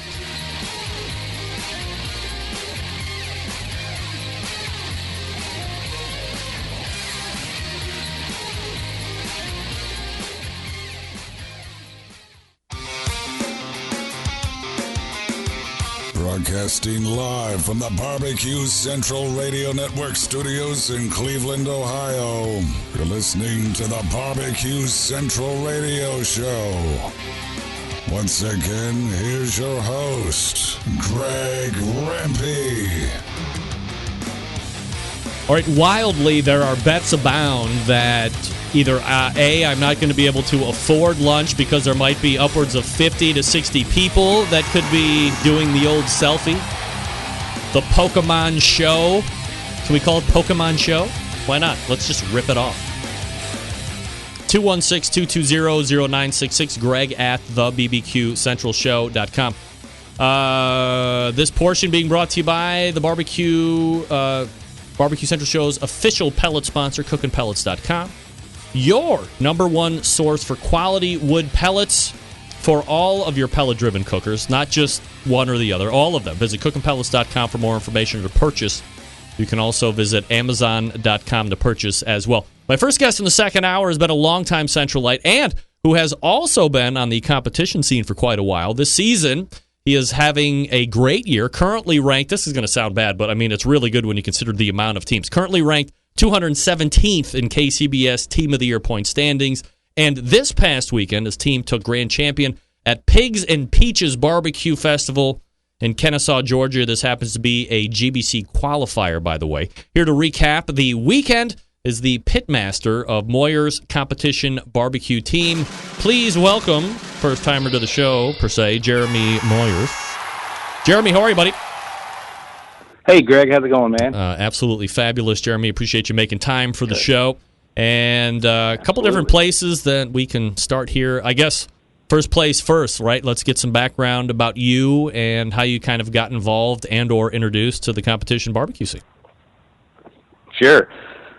I'm originally from Lubbock, Texas, West Texas, and my granddad was a barbecue man, so I was raised, our family, Thanksgiving we had brisket instead of turkey, just was always around it, always helping him, tend the fires and brisket and ribs. Of course, in Texas, it's all, beef pretty well. And we had a restaurant growing up. He, cooked. My grandma ran the bar. It was kind of one of those things, just always around barbecue. Fast forward a little bit in 97, I'm also a musician, so I moved to Nashville in 97, kind of chasing the music dream. So that got me from Texas to Tennessee, was on the road playing music for about 8 years, wound up moving to Atlanta when I got off the road in 2005. And just after being here a few years, I was talking to my wife and just, we couldn't find any good brisket here. It's great pork, but being from West Texas, pork wasn't my thing. I wanted brisket, so I told my wife I was going to buy a smoker and just do it myself, And about that time, Pitmaster Season 1 was coming out, and I saw that, and I thought, man, that's pretty fun. Looks like a good time. What else can a 40-year-old fat guy be competitive at? So my neighbor and I, there was a local contest in Harley, Georgia, in 2012, and we thought we would, throw our hat in the ring. We jumped right into the pro side. We never cooked any backyard, and we got a call in ribs, and the rest is history. More money than I care to admit has been spent chasing this hobby in the last 4 years. Jeremy, talk to me about, the music scene. How far did you get along that road before? And I guess, how do you decide enough's enough? Because, you always hear about, I did it for X and then I finally got discovered, or then there's some people that did it for like 3 weeks and boom, they're discovered. What was your particular situation like? Well, I played in a band, played steel guitar and guitar, and I played in a band called Lone Star. Like the real Lone Star? Yes, sir. Wow. Sure thing. Jeremy Moyers, celebrity on the show here, by the way. Okay, go ahead. I'm sorry. No. So my whole family's musical. My dad was a musician, played on the road. My granddad, played with Buddy Holly and Waylon Jennings and a bunch of guys. So music's just kind of bred into us.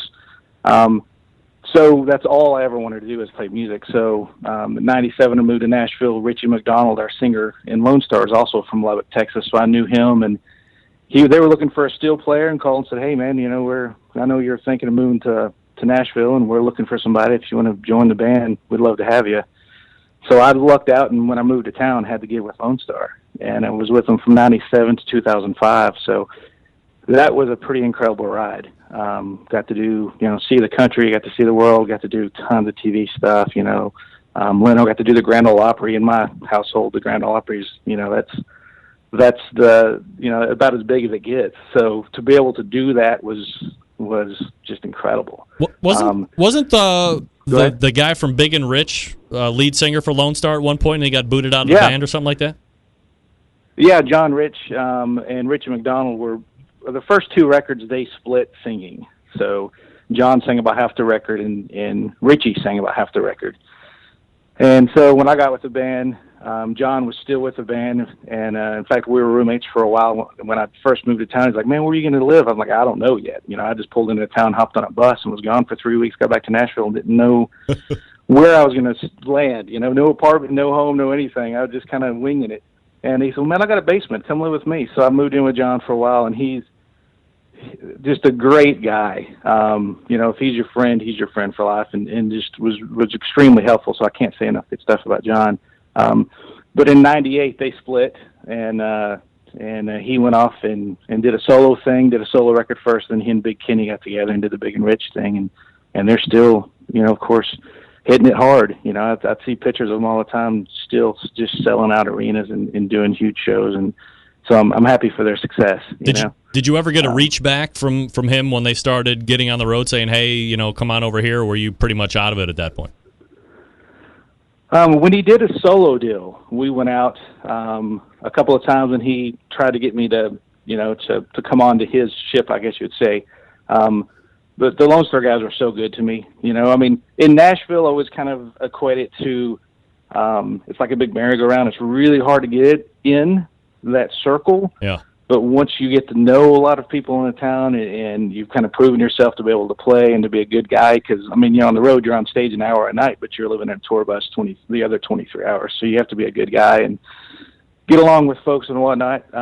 So once you have kind of proven yourself, then a lot of opportunities come up that, hey, the guys in Rascal Flatts, when they first started going, I knew they were playing with a girl named Shelly Wright before they got their record deal. So they got their deal, and they called them, "Hey, we need a steel player. Would you want this gig?" And so you get a lot of opportunities like that. But the Lone Star guys really took care of me. They were like family. You spent 8 years on a bus with 20 guys like that, traveling 200 days a year. That becomes your family.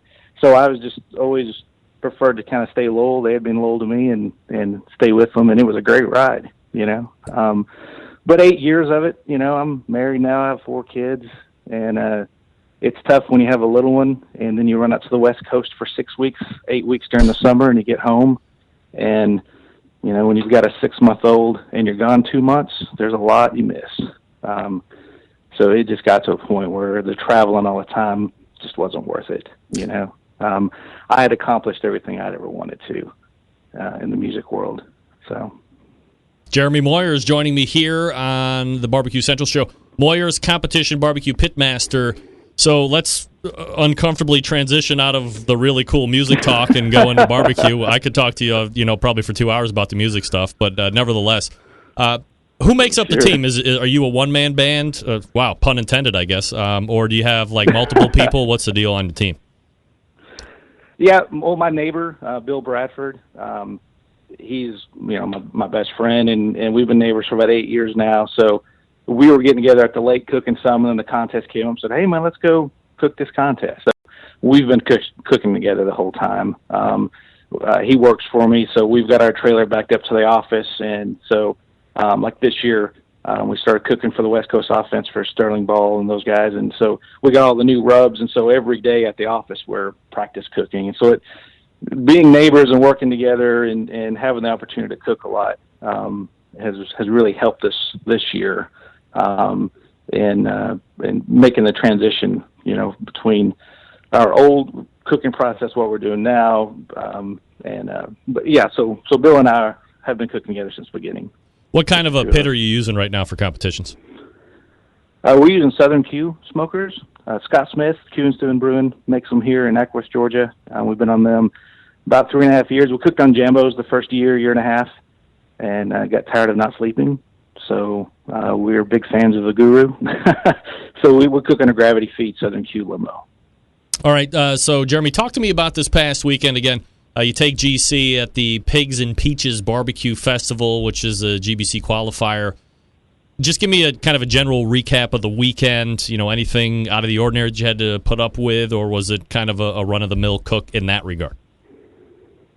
Yeah, it was a pretty run-of-the-mill cook. Pigs and Peaches, it's a big festival.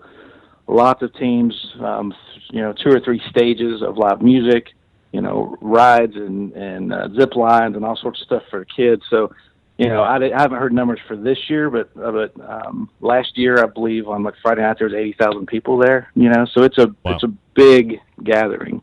Lots of partying. It's not like your typical sleepy barbecue contest around this area. It's really heavily trafficked by the public. So it's always a little crazy trying to get in, trying to get out. When you're there, you're stuck for the weekend pretty well. And get to see a ton of people, a lot of people stopping by wanting to poke their head in, and see what you're up to, and ask a lot of questions and whatnot, which we always enjoy. So it's a fun kind. This is our 4th year cooking it, I guess. And we won it in 2014. And so this year to win it again was extremely exciting. The cook itself, though, everything we thought, went well. It's funny, as usual. We thought our pork was our best category. We thought, well, our ribs, we may not get a call in, and we wound up getting a 3rd place in ribs and the 10th place in pork. So you just never know, But we were happy with everything that we turned in and how the cook went. From a consistency standpoint on the categories, 9th in chicken, 3rd in ribs, 10th in pork, 3rd in brisket. So, you're either almost one or the other depending on what category you were turning in. So I would imagine you would take those results kind of weekend in, weekend out if you had the opportunity. Absolutely. We always talk about that. I'll take one of my pet peeves a little bit about a lot of contests are they'll call top 10 in categories, but they'll only call reserve and grand overall. And it's a lot more difficult to pull together all 4 categories into a good cook than it is to nail chicken but bomb everything else, So I would rather take the consistency overall 4 categories. That's how you win a contest is 4 top 10 calls. You got a pretty good shot at it. So I wish more contests personally would call deeper in the overall and pay deeper on the overall than they do in individual categories. But that's my beef. Jeremy Moyers joining me here on the show talking about this past weekend in Kennesaw.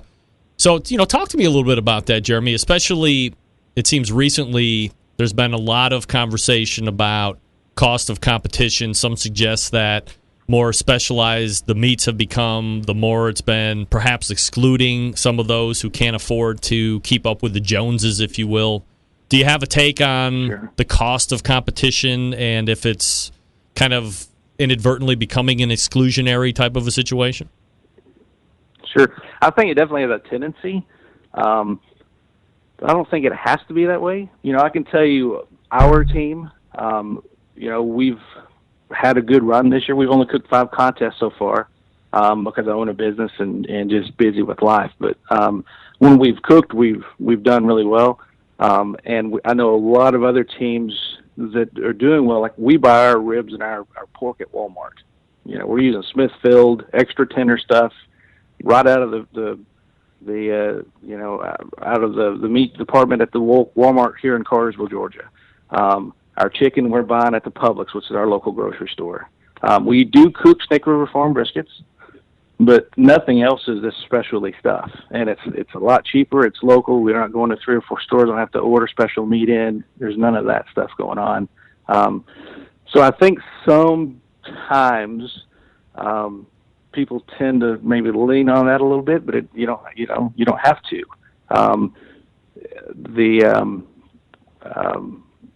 To me, it's more about just, and I know this is going to sound oversimplified, and it probably is, but just cooking the meat till it's done, nailing that tenderness. I've cooked all sorts of high-end pork and ribs and spent all sorts of money and had it not had any better results than I do with this Walmart meat we're cooking. So I'm a big proponent of trying to keep the cost down.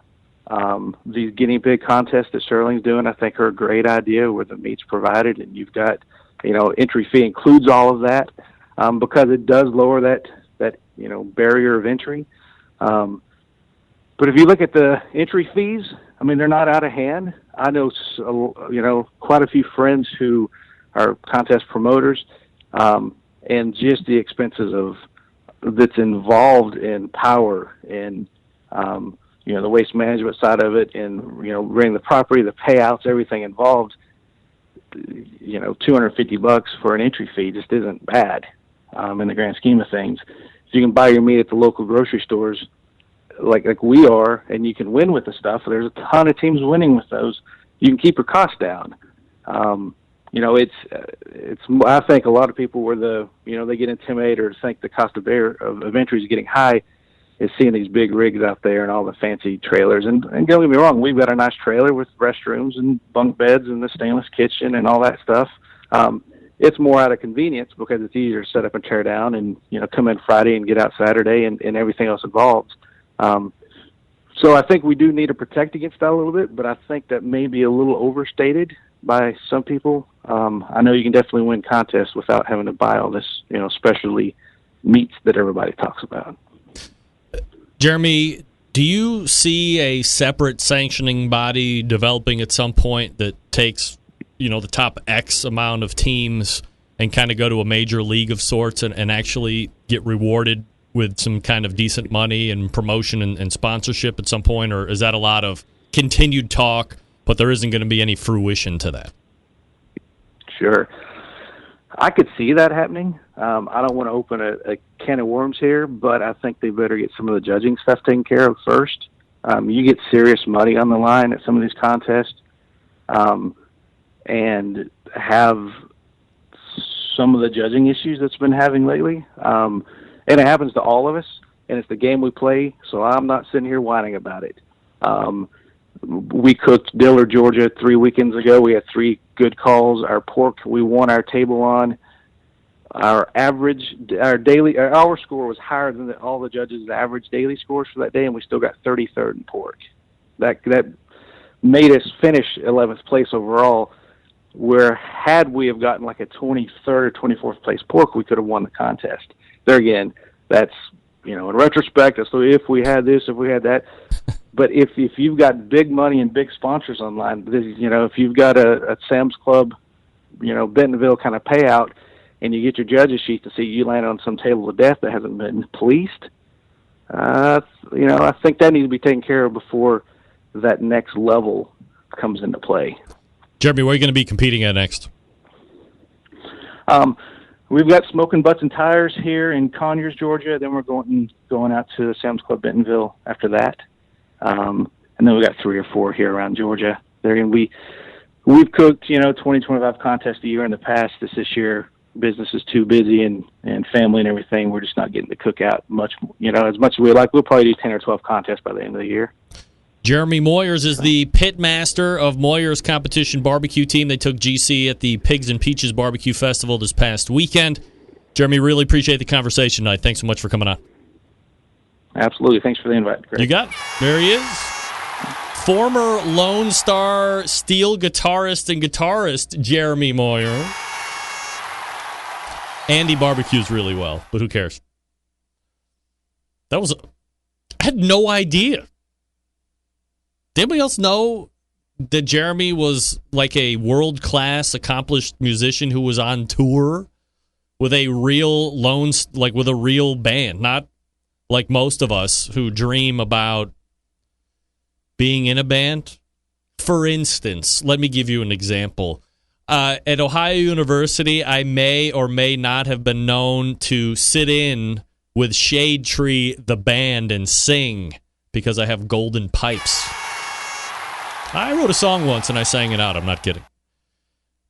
However, that success did not parlay into a really accomplished and solidified country music act coming to me and going, hey, we loved your act so much in Athens.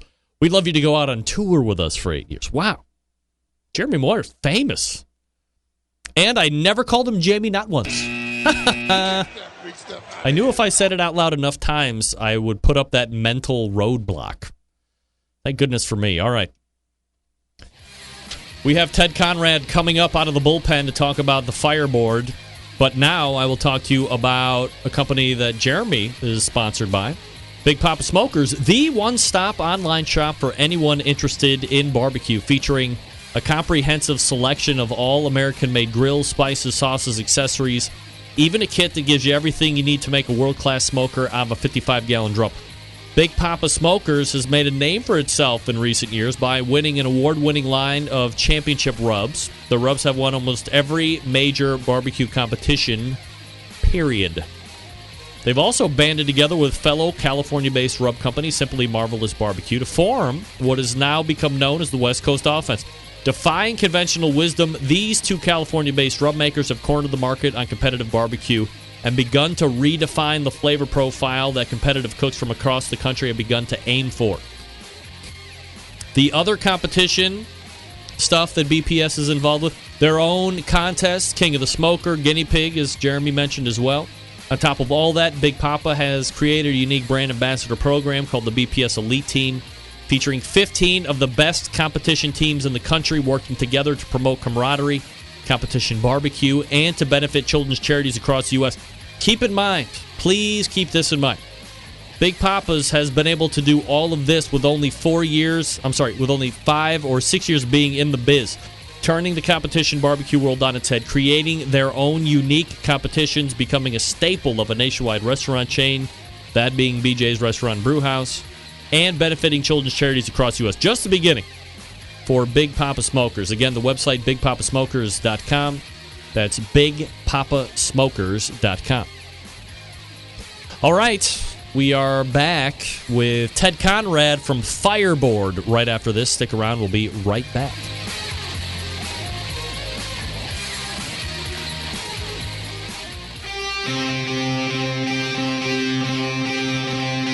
Get in the smoke. Call 877-448-0433 to get on the air. Now, here's your host, Greg Rempe. This portion of the show being brought to you by Unknown Smoker Accessories, purveyors of handmade in the USA stainless steel barbecue and smoker lid hinges, barbecue accessory hangers, rocket hot chimney grillers, heavy-duty aluminum foil dispensers. The fine products from Unknown Smoker Accessories keep your gear where it needs to be, at arm's length and ready for battle. Visit unknownbbq.com/shop today, and you can use promo code REMPE, REMPE, for 10% off your entire order. Again, that's unknownbbq.com/shop, discount code REMPE for 10% off your entire order. All right, my last guest tonight, looking to make an impact in the thermometer market sooner than later. They are currently in the midst of a Kickstarter initiative with 15 days left. They're about $9,000 away, at least from last check, from reaching their goal of $20,000. And here to talk about the product and why it's different from anything else on the market is founder of Fireboard Labs. Please help me welcome Ted Conrad to the show. Ted, how are you, buddy? Hey, great. How are you? Thanks for having us on. Yeah, absolutely, and appreciate you making time, Ted. So I guess before we get into the Fireboard product and project, a little background about yourself and what your professional background is, and then I guess where the love of barbecue might come in. Right. Well, it's kind of a funny story as all of us, we kind of meander around. And I started out really in the investment world and really been there for 14 years. And then actually a neighbor down the street got me into barbecue and kind of competition cooking with some friends. And I thought, you know what, this is really interesting. I kind of jumped into it, and then always have been in technology as well, and thought, I kept on looking around for stuff for, wireless remote tracking when we're doing all these cooks. And so really kind of the combination, if you will, of kind of a hobby and then interest in technology kind of brought me in here. So it's been kind of a fun adventure, and decided really about a year and a half ago.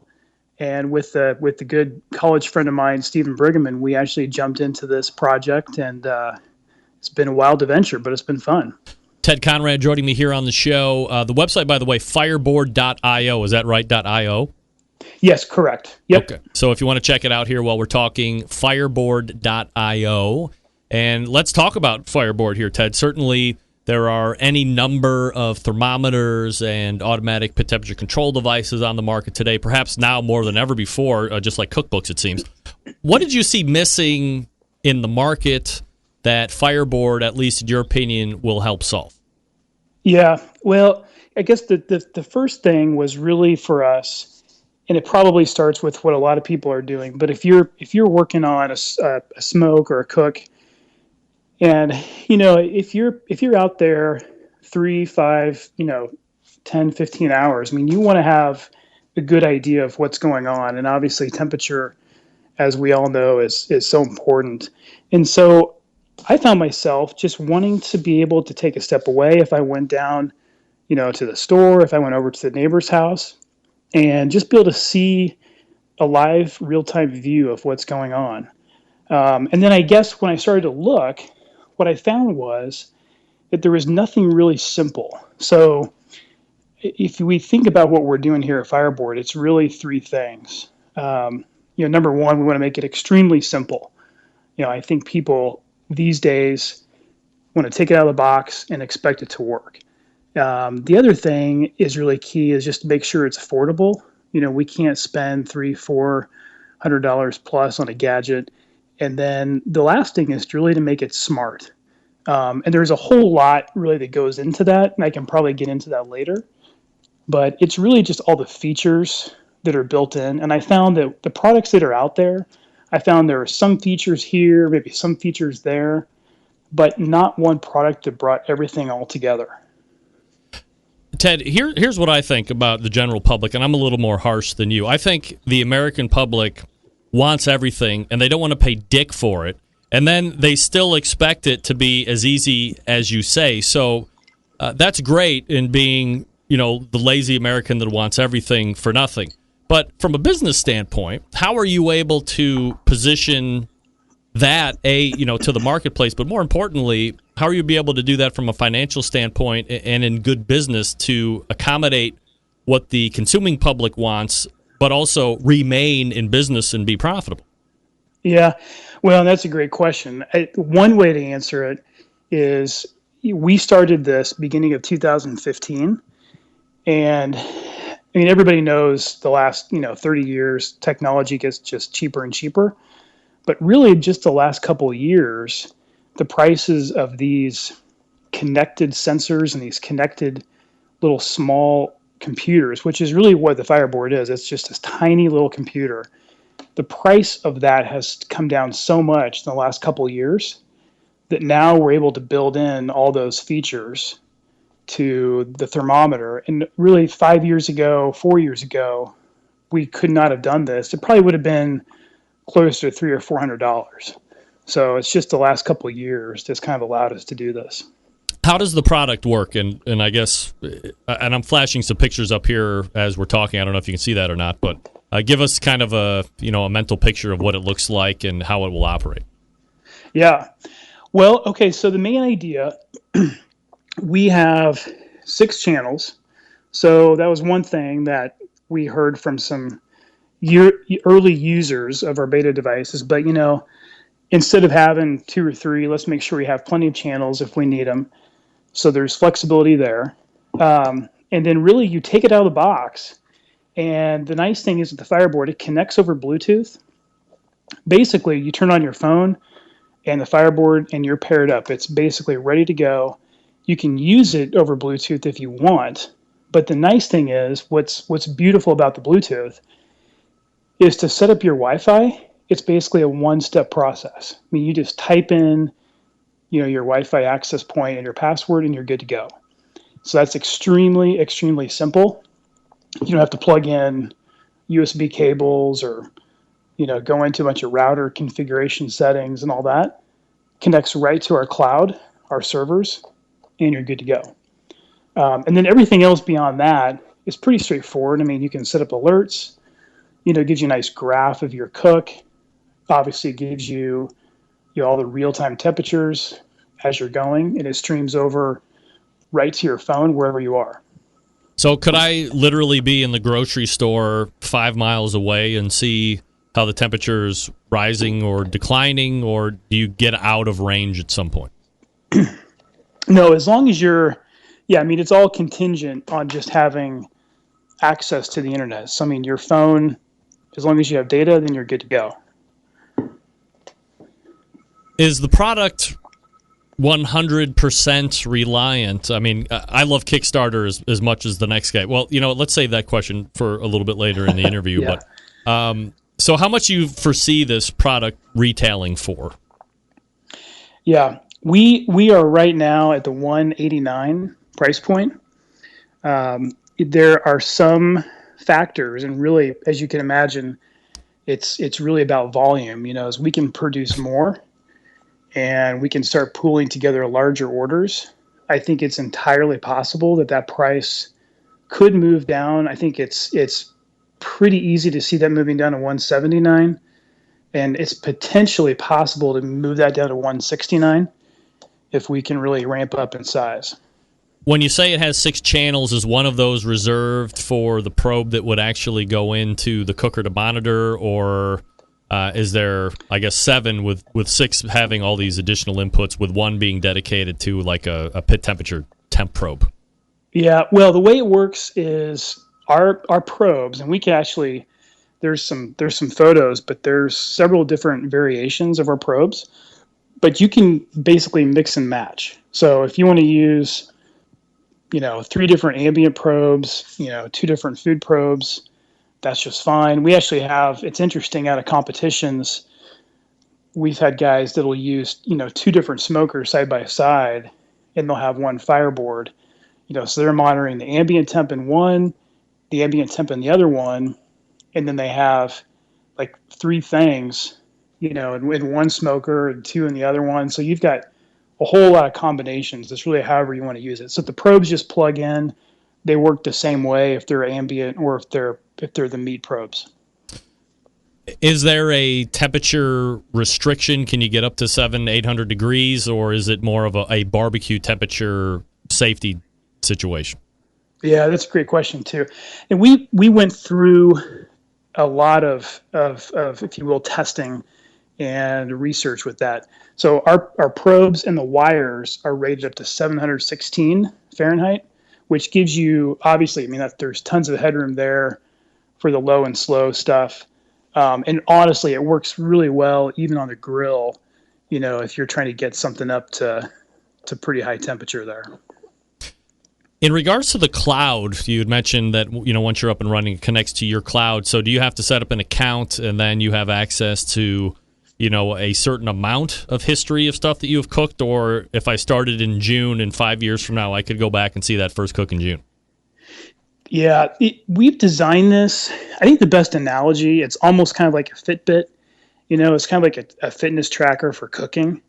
And which in that regard, I've used a Nike running app for years, and I always enjoy going back and looking at, there's a graph, there's one view, I think it shows you the graph over time, way back for, 10 years ago, how much were you running? And I foresee the same thing with Fireboard, where we'll keep all that history. The storage is pretty cheap, to be honest.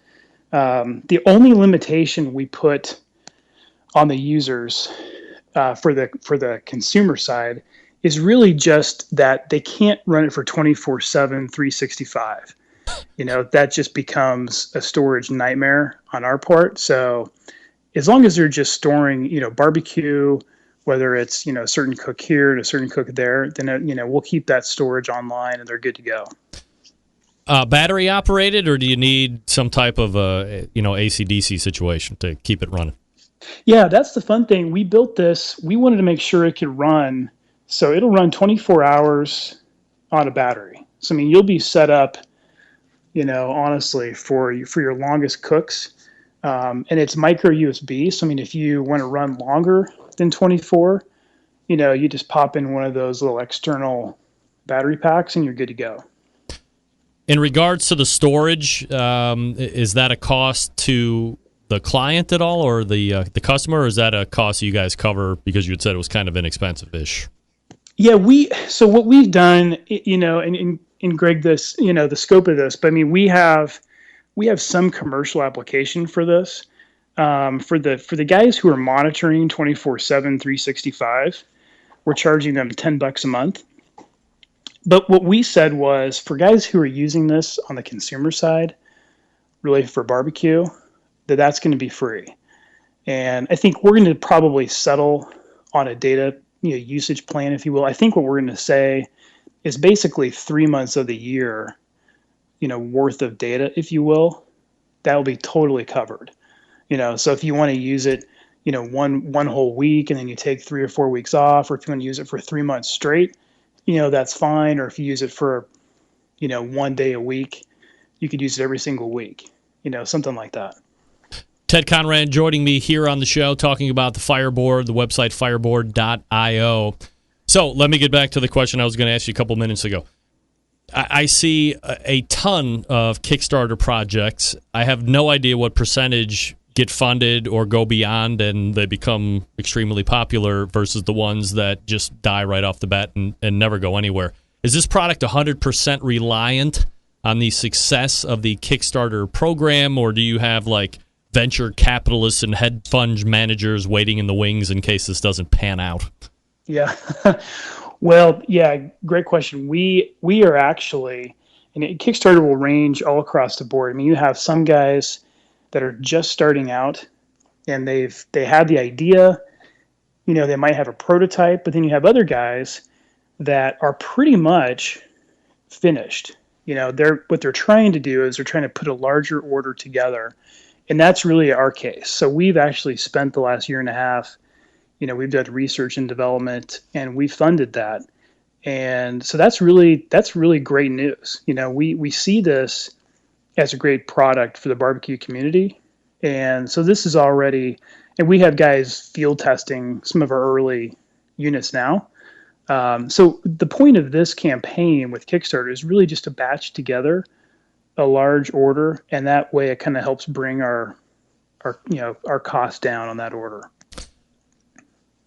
Ted, I love asking this question specifically for the people that are wily enough to come up with something that could fit a niche.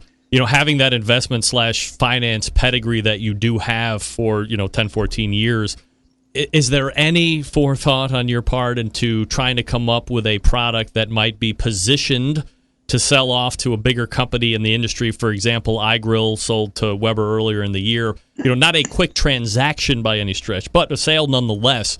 Is that something that you would be open to, or that you're thinking you might like to build to at some point down the road?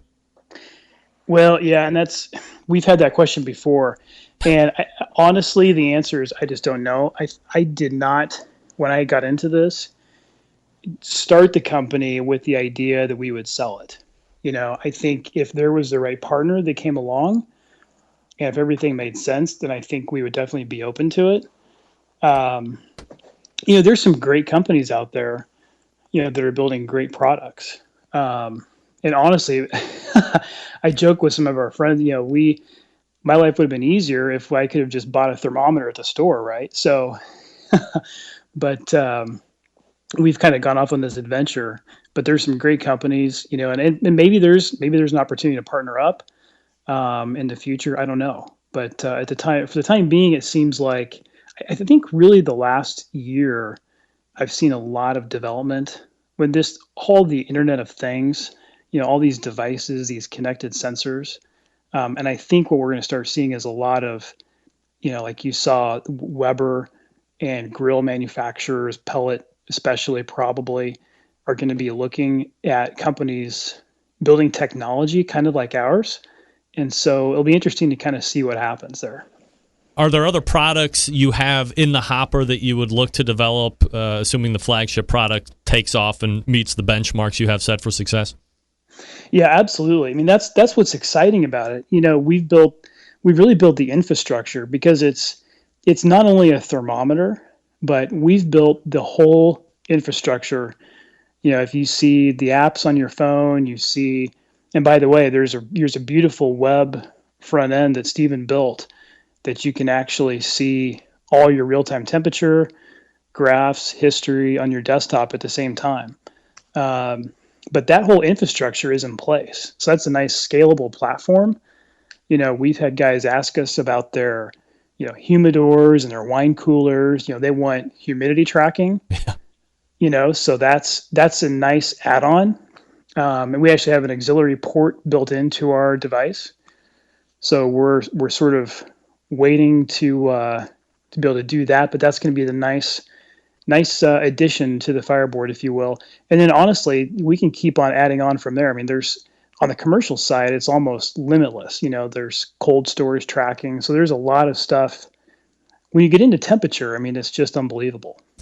Ted Conrad is the founder of Fireboard Labs. There is, again, 15 days left on the Kickstarter campaign.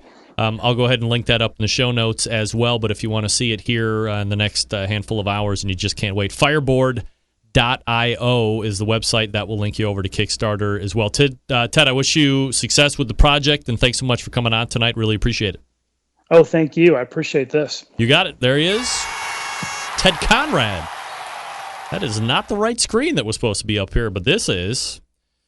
I'm getting mixed reviews in the chat room on if it's good, if it's bad, if it's indifferent. 6 channels, remember, 6 channels. So, the iGrill was, I think, up to 2, maybe 3. So at least triple the amount of inputs, if not more.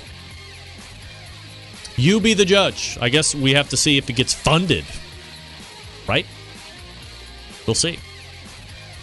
All right, let me talk to you quickly about the Pit Barrel Cooker. Gang, pulling the trigger on a new cooker can be nerve-wracking sometimes. Temperature control, fire management, what woods to buy and use. Who needs the hassle?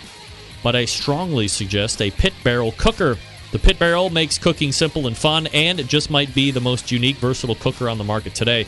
Imagine a single cooker that will turn out great traditional barbecue meats like brisket, pork shoulders, and ribs, while also being able to ramp up in temperature to do those burgers, chicken wings, and hot dogs. The versatility is all thanks to a revolutionary design that goes beyond traditional convection. Their hook and hang method places the food in the center of the heat, so it's acting like a stationary rotisserie, if you will. The result is great tasting, perfectly cooked meat each and every time. We call that consistency where I come from. Not only is the Pit Barrel a fabulous cooking vessel, it's aesthetically sexy devil as well. It's built to withstand heat thanks to its porcelain enamel finish. The PBC is able to stand up to any type of weather. Also extremely portable. It can fit in the back of most vans, trucks, and SUVs. It's ready to go wherever you are. Of course, all barbecue folks love accessories, and the Pit Barrel doesn't disappoint here either. From rubs to the unique removable ash pan, the pit grips, the turkey hangers, the hinged grill grates, there's a full line of accessories that will really complete your Pit Barrel cooking experience. Here's the best part. For $299, the Pit Barrel comes fully assembled, ready to cook on, and it ships to your door for free. Don't take my word for it. The Pit Barrel is being given rave reviews from AmazingRibs.com. Top 10 rating in their gold division. That's the highest rating by anyone. So pay attention to that. Not once, not twice, but 3 years in a row. They've said time and time again, we're simply running out of good things to say about the simple, affordable smoker. There's nothing else like it on the market. Close quote. Head on over to pitbarrelcooker.com. That's pitbarrelcooker.com. See what everybody's talking about. Be sure to check out their collection of high-definition, short how-to videos. Then pick up 1 or 2 for yourself, and you'll thank me later. If you have any questions about what to buy extra or how you use them. Maybe you're not having success and you're already a customer. Hit them up on their website. Ask all the questions you want or call them. 502-228-1222. 502-228-1222, and they will talk to you. Find out what great service is all about. pitbarrelcooker.com. All right, we're back to wrap the first hour in minutes. Stick around. Big name interviews, advice on cooking brisket and ribs, and the only host willing to share his honest opinion on all things important in the world of barbecue. It's the Barbecue Central Show. All right, we need to get this rocking and rolling to get out on time. All the way back in the first hour, Joe Haynes. John Dawson won the book from Joe Haynes, so John, be on the lookout for that. Virginia Barbecue is his book. Pre-sale right now, Amazon.com, BarnesandNoble.com. On shelves September 12th. Then we talked with Big Perm, Zilla's Pit Barbecue. Follow him on Instagram, Zilla's_Pit_Barbecue. Then the second hour, Jeremy Moyers, Moyers Competition Barbecue Team recapped his win in Kennesaw, Georgia this past weekend. We also found out he's a super mega country star. Congratulations to Jeremy on that. And in the second hour, and then in the last segment, we talked with Conrad from Fireboard. Fireboard.io. That's fireboard.io if you want to check it out or take part in his Kickstarter campaign. We have a huge show already lined up for next week, September 11th, 2001. I will never forget. And until next Tuesday at 9 p.m. Eastern Standard Time, this is your program host and proud U.S. American, Greg Rempe. Good night now.